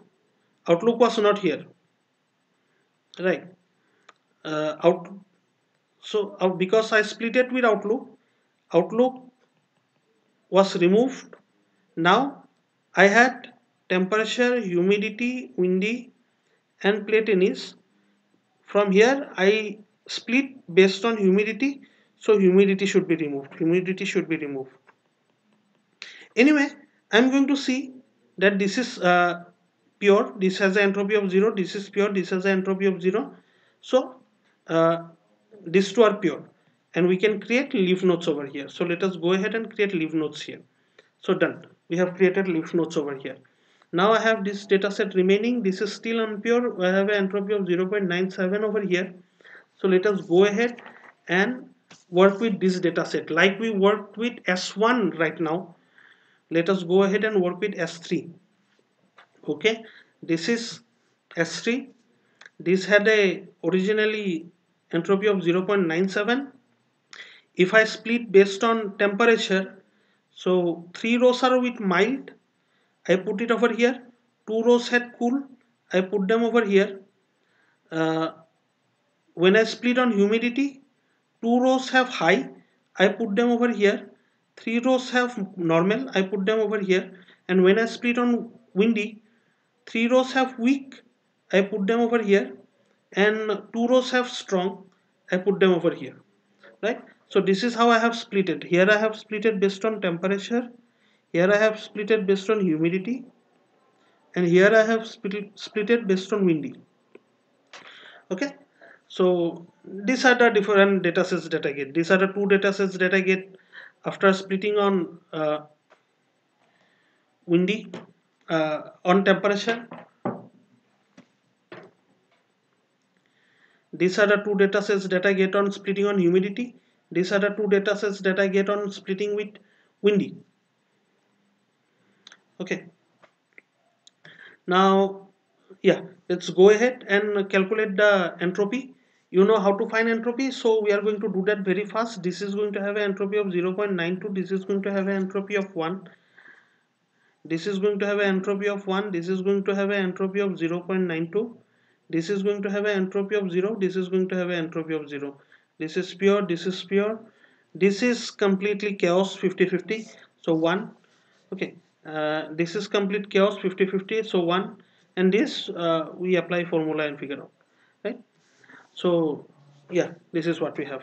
And then we can calculate information gain like we did before. Information gain on S3 when I split using temperature, apply the formula. We already did it several times, so there should not be any confusion on how to apply this formula. Okay, we apply this formula and we see information gain when I split S3 based on temperature. Okay, this is equal to 0.018. When I, as information gain when I split S3 based on humidity, this is equal to once again 0.018. Information gain when I split S3 based on windy, this is equal to 0.97. Once again, this is 0.97. I have arrived from a dataset with certain amount of impurity. I have splitted them based on windy and I have created two dataset. Both of them are pure. Okay, so I had some amount of uncertainty. From that I am now on a stage where I don't have any uncertainty at all. So this is the highest amount of information gain that I can have. I had 0.97 entropy. I can reduce all the entropy, all the uncertainness. So I can reduce uncertainness by amount of 0.97 because that was the total uncertainness that was there before. Okay, so 0.97. So out of these three attribute based on which I can split this data set, which one, which split is going to give me the highest information gain?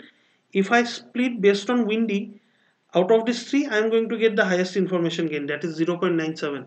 So let us go ahead and do the split. I have S3 over here and I have splitted them into these two data set. Okay, this should not have windy, this should not have windy. For the same reason the data sets over here should not have humidity. Okay, now here I see this has an entropy of 0, this has an entropy of 0. Therefore this I can convert, these two I can convert into leaf nodes. So let's go ahead and do that. Yes, we have converted those two into leaf nodes. Now there is nothing more to be split. All the data sets that we had are done, right? Everything is pure now, and this is how we have created a decision tree, the decision tree that we set out to create. Now let us say I want to do some prediction. Say on this day, the day was sunny, and the temperature was hot, the humidity was normal, and the wind was strong. Okay, this is the characteristic of the day. And on this day, our guy who plays tennis, is this guy going to play tennis? So I'm going to use this tree to do this classification to answer this question. First, I arrive at the root of the tree. At the root of the tree, I have to do a condition check. I have to look at outlook. What does outlook say? Outlook says it is sunny. So I am going to take this branch that corresponds to sunny. I have taken this branch. I have reached another internal node. Okay. In this internal node, I have to do one more condition check. What is the condition check? I have to look at humidity. So I look at humidity. It says it is normal. So I take this branch corresponding to normal, and I reach this node. This is a leaf node. What does the leaf node say? Leaf node says yes, this person is going to play tennis. Okay. So that is going to be my classification output, that the person is going to play tennis. On the other hand, let us look at another day. This day is rainy. Okay. Then the temperature was hot. Okay. uh, Humidity was high, and wind was strong. So once again, let us use this tree to do this classification. Okay. So I arrive at the node. What am I going to do at the so I arrive at the root. What am I going to do at the root? I'm going to look at outlook. What is outlook? Outlook is rainy. So I'm going to take this branch corresponding to rainy. I arrive at another internal node. What am I going to do here? I'm going to look at windy. What is windy? Strong. I take the branch corresponding to strong. I arrive at this leaf node. What is the leaf node saying? Leaf node is saying that the guy is not going to play tennis. That is my classification output. The guy is not going to play tennis. Fine. This is how we use this decision tree. Right? Very simple. A bit exhaustive. I know lots of things to do, but then in reality, you are not going to do anything. You are just going to write a program that is going to do everything. Right? Or in fact, if you use libraries like scikit-learn, everything that we have discussed till now can be done with 2 lines of code. Okay, but then it is always good to know what goes on behind these 2 lines of code. So this is what we have. We have created a tree. Okay. Now this algorithm that we have just followed to create this tree is known as ID3 algorithm. Okay. Now there are other algorithms as well. This ID3 algorithm uses entropy and information gain. We have seen that, we have used that, we have used calculated entropy, we have calculated information gain, we have used information gain to determine what is the attribute on the basis of which we should split the tree, the nodes of a tree. We have done all these things, so we have used this is easy. Okay, theoretically a bit rigorous to do in pen and paper, but a easy thing to do. Okay. Let us look at another criteria using which we could have splitted our tree. Instead of splitting on the basis of entropy and information gain, we could have splitted on the basis of something known as Gini index. Okay. Now Gini index is a metric like information gain. It is used to measure how often a randomly chosen element would be incorrectly identified. So from a set, if I pick any element randomly, what is the probability of that being incorrectly identified? Okay. So we want to be incorrect as rarely as possible. So we would prefer lower Gini index. Okay. This is the formula to find Gini index. Now I will show you how to apply this formula. But why would we prefer Gini index instead of going for entropy and information gain? Now, there might be lots of reason, but one reason that I'm going to tell you is this: Gini index does not have log. Okay, and information gain. In order to find information gain, we have to do lots of find lots of logarithmic calculation. Okay, we have to find log base 2 of lots of things. Now, finding log is a very expensive uh, computation, right? Computationally expensive. So, from that perspective, Gini index is better because it saves lots of time. We don't need to spend too much time when we use Gini index.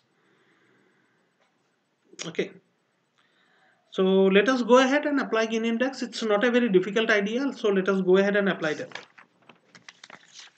Okay, now once again we are looking at our play tennis attribute, our play tennis data set. We have splitted play tennis based on outlook. So here I have all the sunny, here I have all the overcast, here I have all the rainy. So Gini of S, this was S, when I split on outlook equal to sunny. This is going to be, let us look at the formula. Let me write the formula over here. Gini is equal to 1 minus sum of uh, up to j. Okay, so p of j square. So all the classes, j goes for all the classes. You will know what I mean. So 1 minus p of s square. This is our class 1 minus p of no square. This is our class 2, right? So this is going to be 1 minus, what is the proportion of yes in this? There are 2 out of 5 yes square minus what is the proportion of no? 3 out of 5 no's square. So this 3 are no, and this is equal to 0.48. Okay, so Gini of outlook when I split on Gini of the data set when I split on outlook being sunny is 0.48, right? For the same reason, this is also going to be 0.48. This Gini is also going to be 1 minus 3 out of 5 is yes, proportion of yes, minus 2 out of 5 is the proportion of no, and that is also equal to 0.48. Here Gini is equal to 1 minus 4 out of 4 is the proportion of yes square equal to 0. Okay, so the Gini of this is 0.48, Gini of this is 0, and Gini of this is 0.48. So total Gini of the data set when I split on humidity outlook is equal to this 5 out of 14 rows have a Gini of 0.48. This 4 out of 14 rows have a Gini of 0, and this 5 out of 14 has a Gini of 0.48.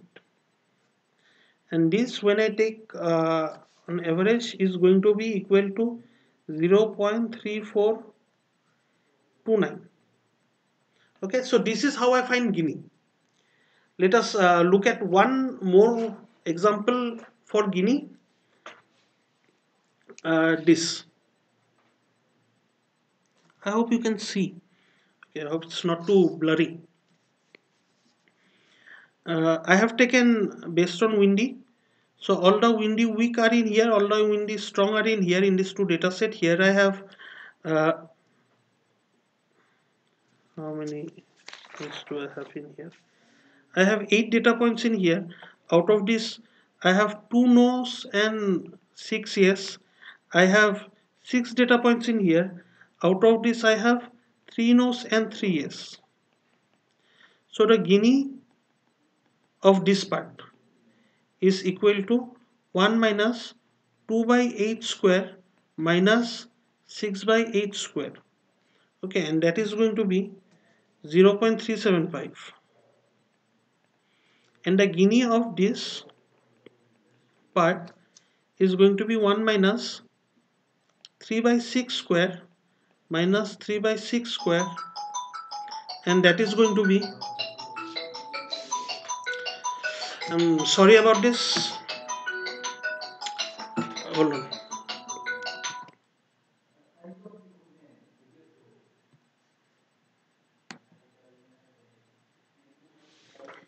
This is going to be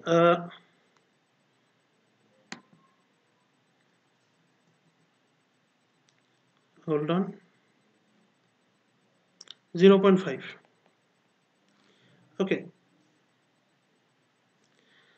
so Gini in total, when I split this dataset S on Windy, is equal to 8 out of these 14 rows has a Gini index of 0.75, plus 6 out of these 14 rows has a Gini of 0.5. Therefore, the total Gini is 0.428. Okay, in this way I can find Gini for what would be the Gini when I split on humidity, what would be the Gini when I split on temperature. We found what is the Gini when I split on outlook and what is the Gini when I split on windy. Right, so these are the Gini values. Now Gini is the amount, is the probability that I am going to be incorrect when I choose randomly from any data set, right? So I need the minimum Gini. I need the minimum chances that I'm going to be incorrect. So I'm going to pick the minimum value. Outlook is the minimum value. Okay, outlooks give me, when I split on outlook, it gives me the minimum Gini index. Okay, therefore, this original data set I am going to split based on outlook. Okay, I am going to have outlook equal to rainy, outlook equal to overcast, outlook equal to sunny, and then I'm going to have data sets over here like before. I'm going to find Gini of this, and based on this criteria, like I did before uh, with information gain, now I'm going to use Gini, right? So this is how I use Gini index to create a decision tree. Like before, nothing has changed except just before I was using information gain, those formulas. Now I am going to use this Gini index. Okay, I hope this makes sense, right? So instead of information gain, just using Gini index, nothing extra. Okay, fine. One more technique of doing decision tree. Now let us talk about something entirely uh, different than what we have been talking about till now, but very important nevertheless. We have this data set that you can see on your screen. This is a data set where we have three different features that are shown. There are more features which are not shown. One is income, the other is credit, the other is term, and the output, the target Y. Okay, so income, this row for example tells me that if the person has an income of $105,000, his credit rating is excellent, and he is asking for a loan of for 3 years, then it is safe to give him the loan. On the other hand, this row, it tells me if the person has a income of $60,000, he has a credit rating of good, he is asking for a loan for 3 years, then it is risky to give him a loan. Okay, this is what the data set says. Now I have to figure out how to create a decision tree using this data set. Okay, to do that, what am I going to do? I am first going to check what is the should I split on term, should I split on credit, what is the information gain when I split on term, what is the information gain when I split on credit. Next I have to check what is the information gain when I split on income. Okay, now how do I split on income? That is the question. Okay, uh, I have to split on income and check. If that gives me a good information gain, then I will decide to choose split on income. If credit, splitting on credit gives me higher information gain than splitting on income, then I will go for credit. I will choose credit. But still, I have to split and check this income, right?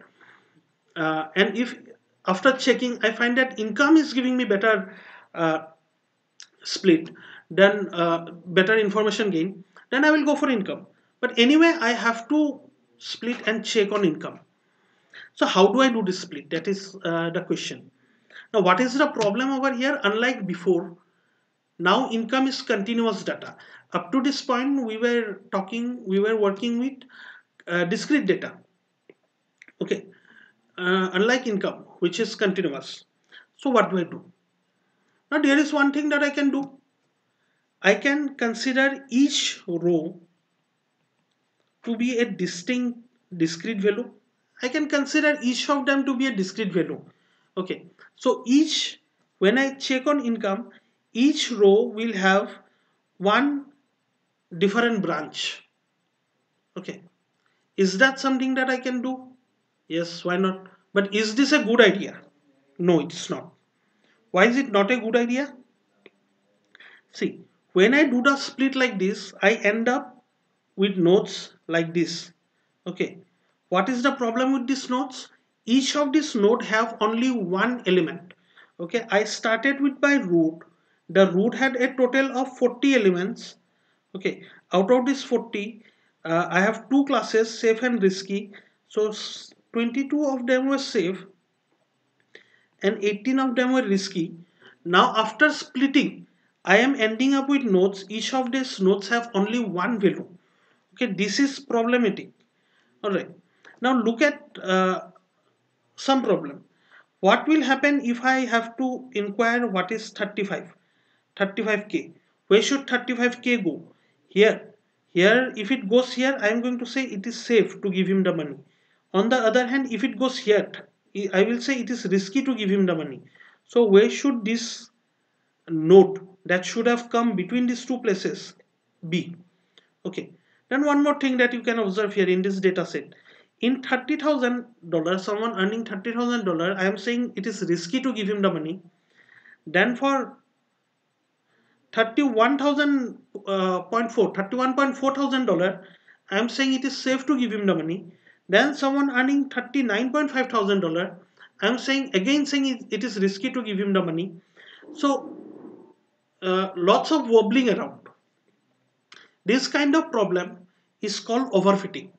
I am telling answer for each row in my data set. I am remembering each row individually in my data set. I am not generalizing from my data set. I am not understanding the pattern out of my data set, right? I am remembering each row in my tree. I have data corresponding to each row. I am not remembering information in general. So that is the problem with this split. I cannot have this split. Another reason this split is bad is because the size of my tree is going to explode. Here I am going to have number of branches equal to the number of rows in my data set. This tree is going to be very big. I cannot have that. Okay. So what do I do? A very good technique in this case would be to use something called a threshold.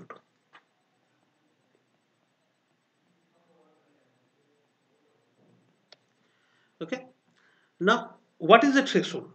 Here, I am showing you an example where I have taken $60,000 to be a threshold. Okay. Now, instead of taking one branch, I am going to split with a condition. I am going to look at income, and if income is less than 60,000, it is going to go in this direction. If income is more than 60,000, it is going to more than or equal to 60,000, it is going to go in the other direction. Now, what do I have here? I am not overfitting. I have out of this 40 total data points, I have 21 data points over here which are uh, in this side, and I have 19 data points over here which are in the other side, okay, with greater values. Now this I see most of the points over here are risky, so I am going to say this is risky, and most of the points over here are safe, so I am going to say this is safe. Okay, so this corresponds to safe. Now this may not be the last branch, okay, I could have done this as well. Here I am going to go ahead and split based on credit. So if credit is excellent, I will go and do something over here. So my tree can keep on growing in this way. Okay, but this is the split that I have made using income. Instead of having one value, I'm going to take some threshold, and on that threshold I'm going to split. One side is going to be greater than the threshold, other greater than equal to threshold, other side is going to be less than the threshold, or one side greater than threshold, other side less than equal to the threshold, whatever. Okay, so this is what I'm going to do. Okay, for this continuous value I will split on some threshold. Okay, now the next question, and a very obvious question, is what is the threshold that I am going to choose? How do I determine what is the best threshold, right? So I can have an infinite number of points. This is a real number line on which my income is there, and I can have an infinite number of places where I can decide to split. I can split here, I can split. So I'm splitting here, I can split here, here, or here. I can split anywhere. There are an infinite number of places where I can do this split. Now the question is, do I check for each of these infinite places? Is that even possible? That is not possible. I cannot check for each of these infinite places, right? So I'm going to make one observation. See, take this line for example. I'm going to check for this line. Okay. Now I could have had a line over here. I could have had a line over here. I can have a line here, here. So there are an infinite number of lines that can be between this point, this data point, and this data point. Okay. Now, what is the criteria on the basis of which I am going to choose this line, this threshold? Okay. Now I am going to choose the threshold that is going to give me the best Gini index or the best information gain. Okay. Say I have a split over here, or I have a split over here, or I have a split over here. Okay. Out of these three possible split, which one am I going to choose?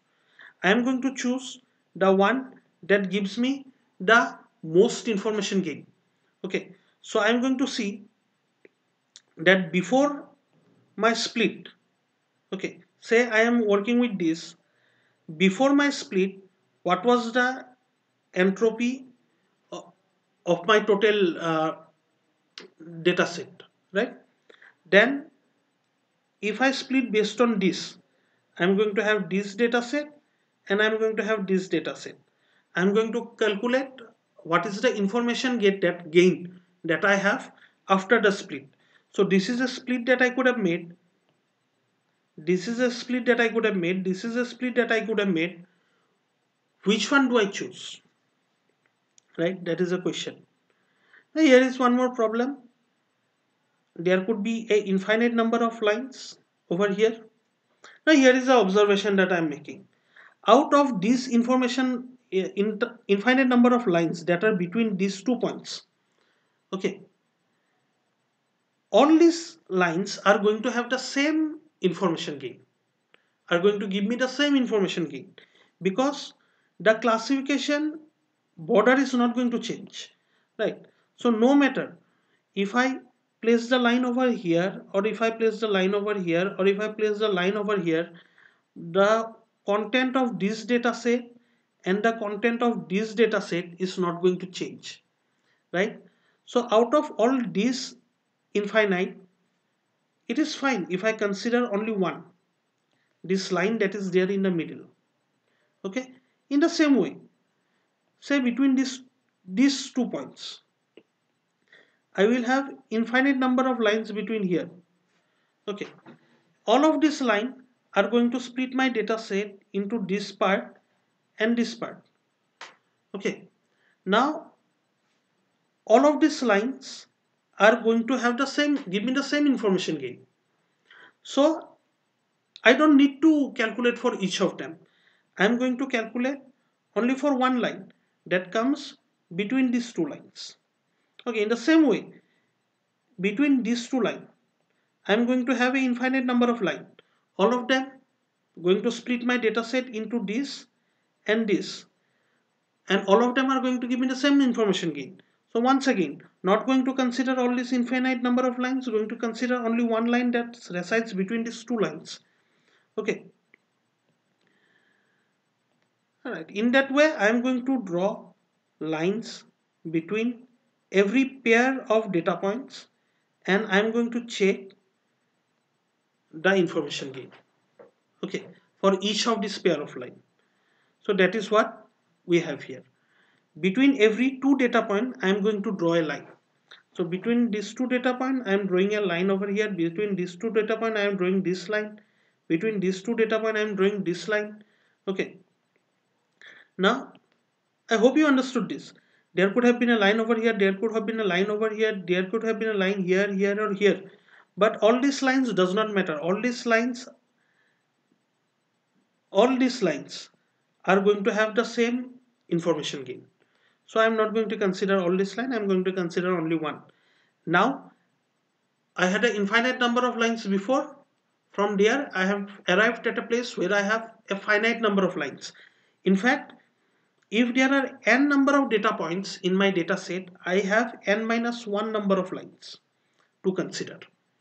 Now I will calculate using this n minus 1 number of lines.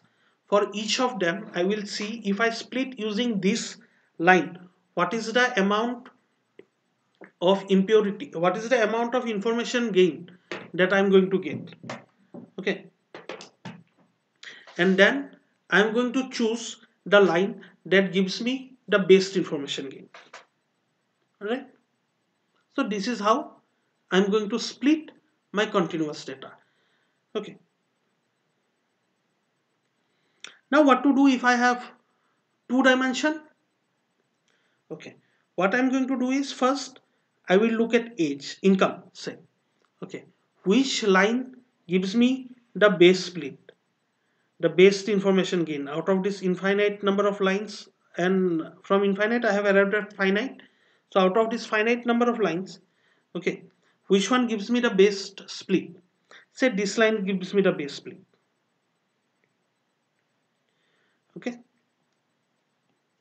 so I am going to find uh, that this line has given me the best split. Okay, using income.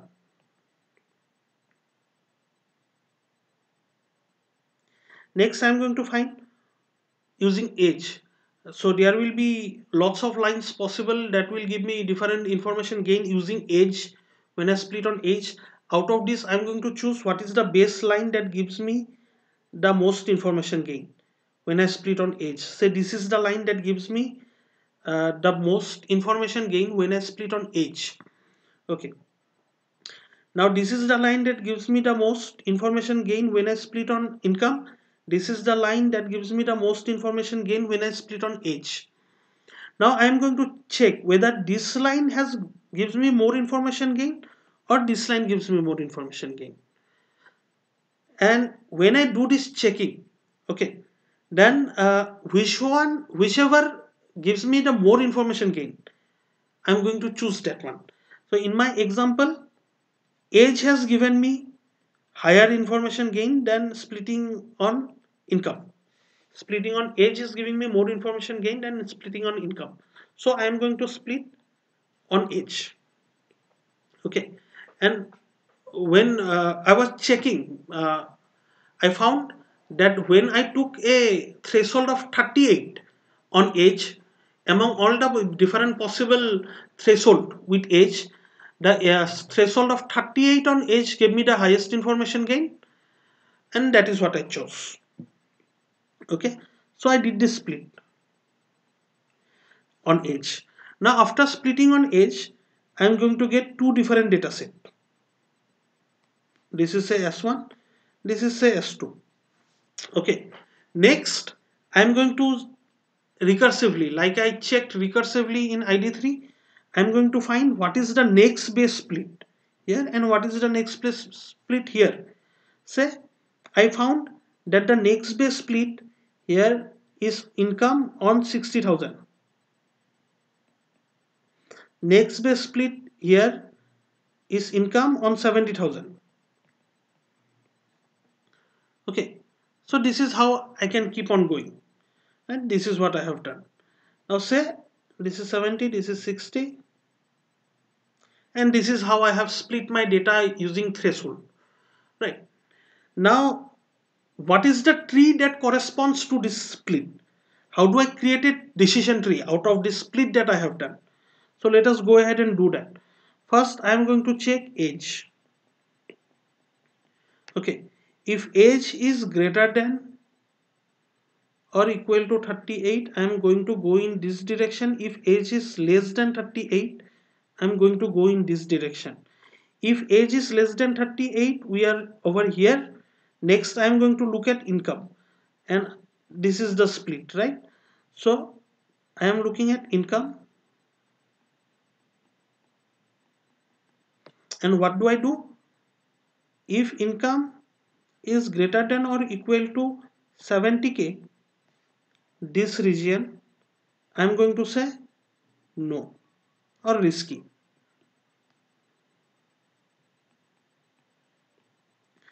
If income is less than 70 in this region, I am going to say safe. Okay.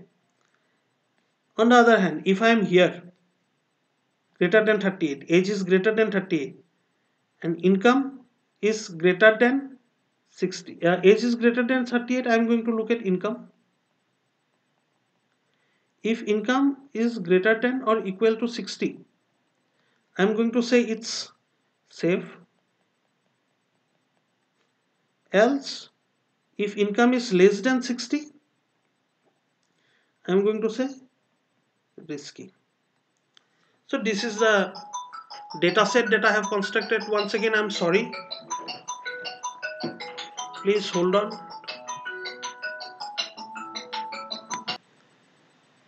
Okay, I'm back. Sorry for the interruption. So this is the tree that I have constructed from this split of continuous data that we were doing. All right. So this is how we handle continuous data while doing classification. All right. So this is what I have. Next, I'm going to end the video, but before that, a little bit about how to use decision tree in the context of regression. Sorry, before that I'm going to show you this example. This is where we have continuous data. You know this data set. We have this iris data set. Iris data set has four features: sepal length, petal length, sepal width, petal width. All of these are continuous data, length in centimeter. So this is a uh, sklearn scikit-learn code. Okay, here I am loading the iris dataset, importing iris dataset, importing decision tree library. Here I am loading the iris dataset into X and Y. Here I am initializing the decision tree, and here I am training the data. Okay, so essentially two lines of code to train a decision tree, and then I plot the decision tree. This is what I have. Okay, so how does this decision tree work? Here I'm going to go to the root node. I'm going to look at this condition. This is the condition: is petal length less than 2.45? If petal length is less than 2.45, I'm going to reach here. This is a leaf node, and the leaf node class is setosa, so I'm going to output setosa. If the condition fails, petal length less than or equal to 2.45, no.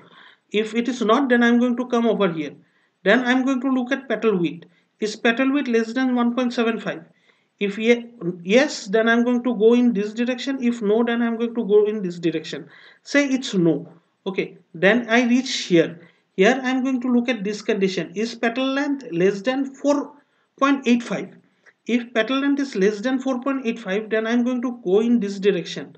I have reached a uh, leaf node. Here the leaf node says the class is Virginica. So that is going to be my classification output.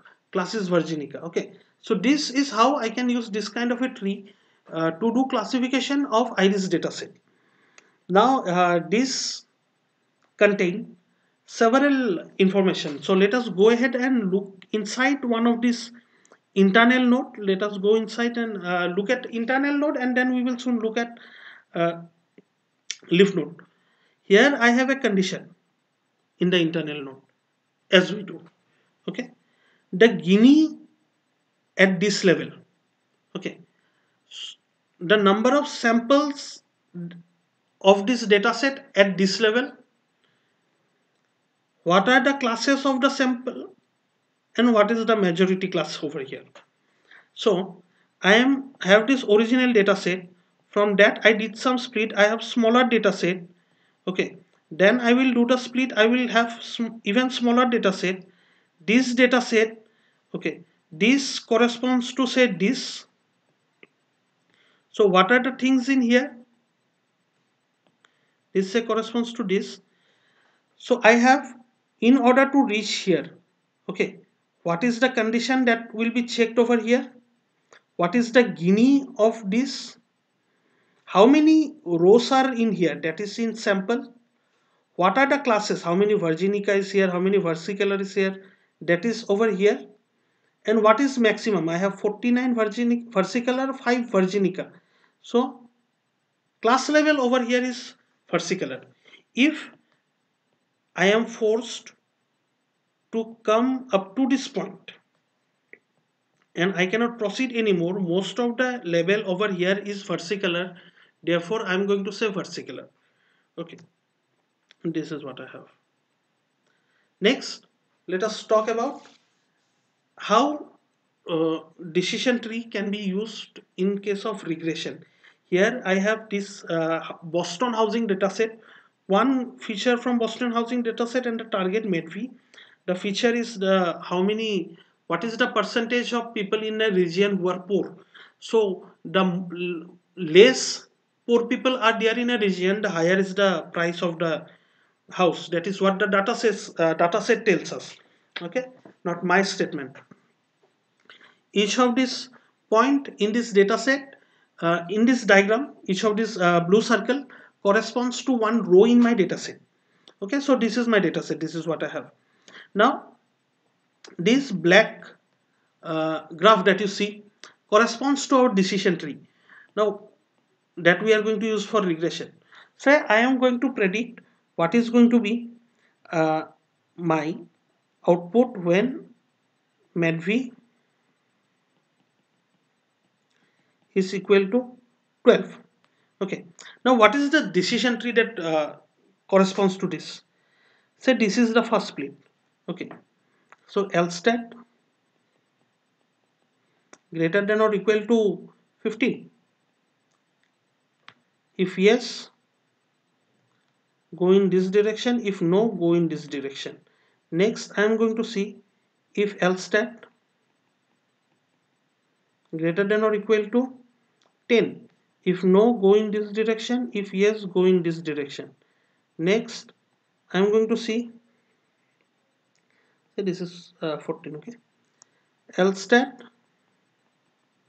greater than equal to 14.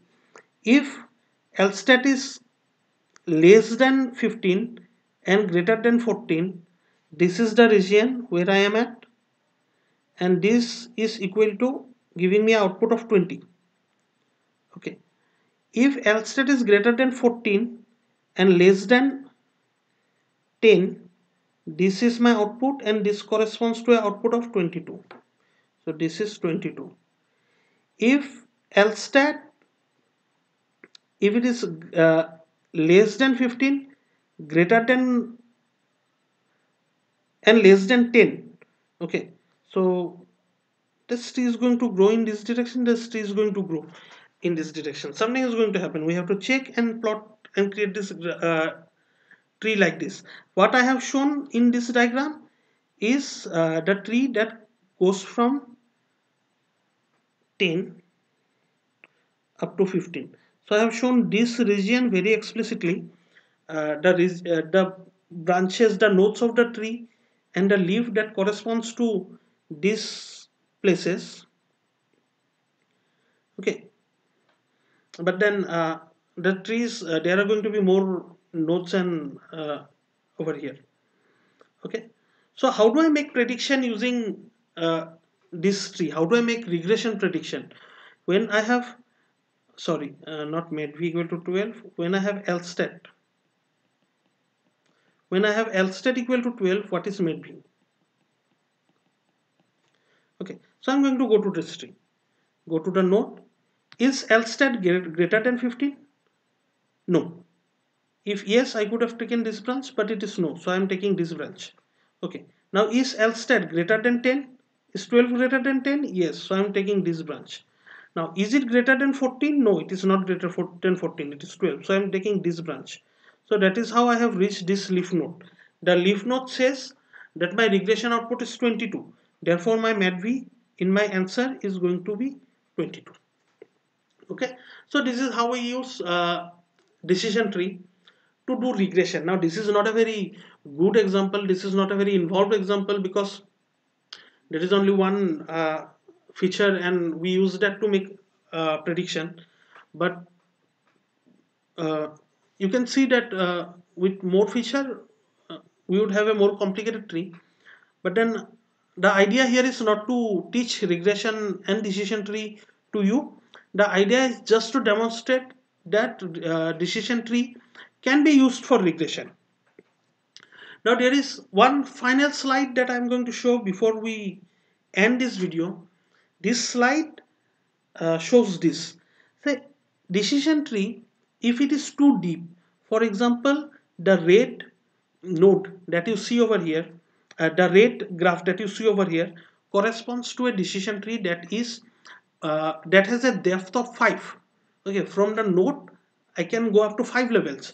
So if my tree is this deep, then I can overfit my data. Okay, this clearly shows overfitting. This is my ground value, this is my ground truth, this is my original data, this is how my data actually is moving if I see. Okay, but then because of some error or something like that, these are outliers that are there in my data. Okay, now if I overfit, what is going to happen is, say I want to, let me increase the size, say I want to do a prediction at this region. Okay, what is the value of target when data is equal to 3? Now because I have overfitted my data, I am going to give this output 1.2, say.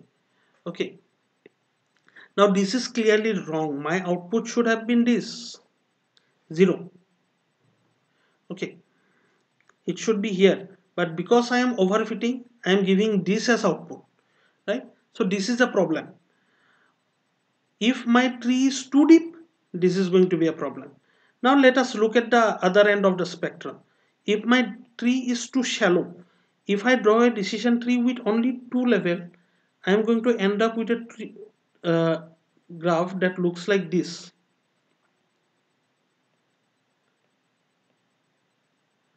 Okay, this is once again not fitting my data very properly. Okay, my data, all these places I have error, here I have error. Okay, so now also if I try to make a prediction using 3, I will end up predicting 0.7 when I should have predicted 0. Okay, this is because of underfitting.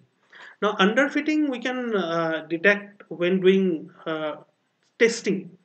Okay, overfitting also we can detect, but sometime it may so happen that in order to reduce overfitting, in order to make sure that we do not overfit, okay, our data, if we are underfitting, increase the depth of the tree. if we are underfitting, no, sorry, if we are underfitting, increase depth of tree. If we are overfitting, then uh, do not let the tree increase too much. Say I have started with yes equal to 9 and no equal to 5. Okay, then I have done something and I have reached yes, yes equal to 8 or yes equal to 7, no equal to 3, and here I have reached yes equal to uh, 2, no equal to 2. Okay, then I have done something more and I have reached yes equal to 2, no equal to 1, and here I have reached no equal to 1. Here I have done yes equal to 6, no equal to 1, and I have yes equal to 1, no equal to 2. Okay, so say this is where I am at. This is my tree that I have created after doing some sort of splitting on different attribute and something like that. Okay, and then I have decided that in order to stop overfitting, I am going to have a tree that is only 2 level deep. So this is my tree that is 2 level deep. Now you can see one problem. This node is pure. So here I can have one leaf node. I can show no over here without any problem. Okay, but this node, this and this, these are not pure. Okay, this still has some impurity. So this can further be splitted. If I let my tree grow unconditionally, this should have been maybe splitted on the next level. Okay, this can be further splitted, this can be further splitted, but we had decided that our tree is going to grow only up to 2 level, it is not going to grow anymore. So what do? What is the classification that I do over here? What is the classification that I do here and here? The thing that I'm going to do is majority voting. Here most of the classes are yes,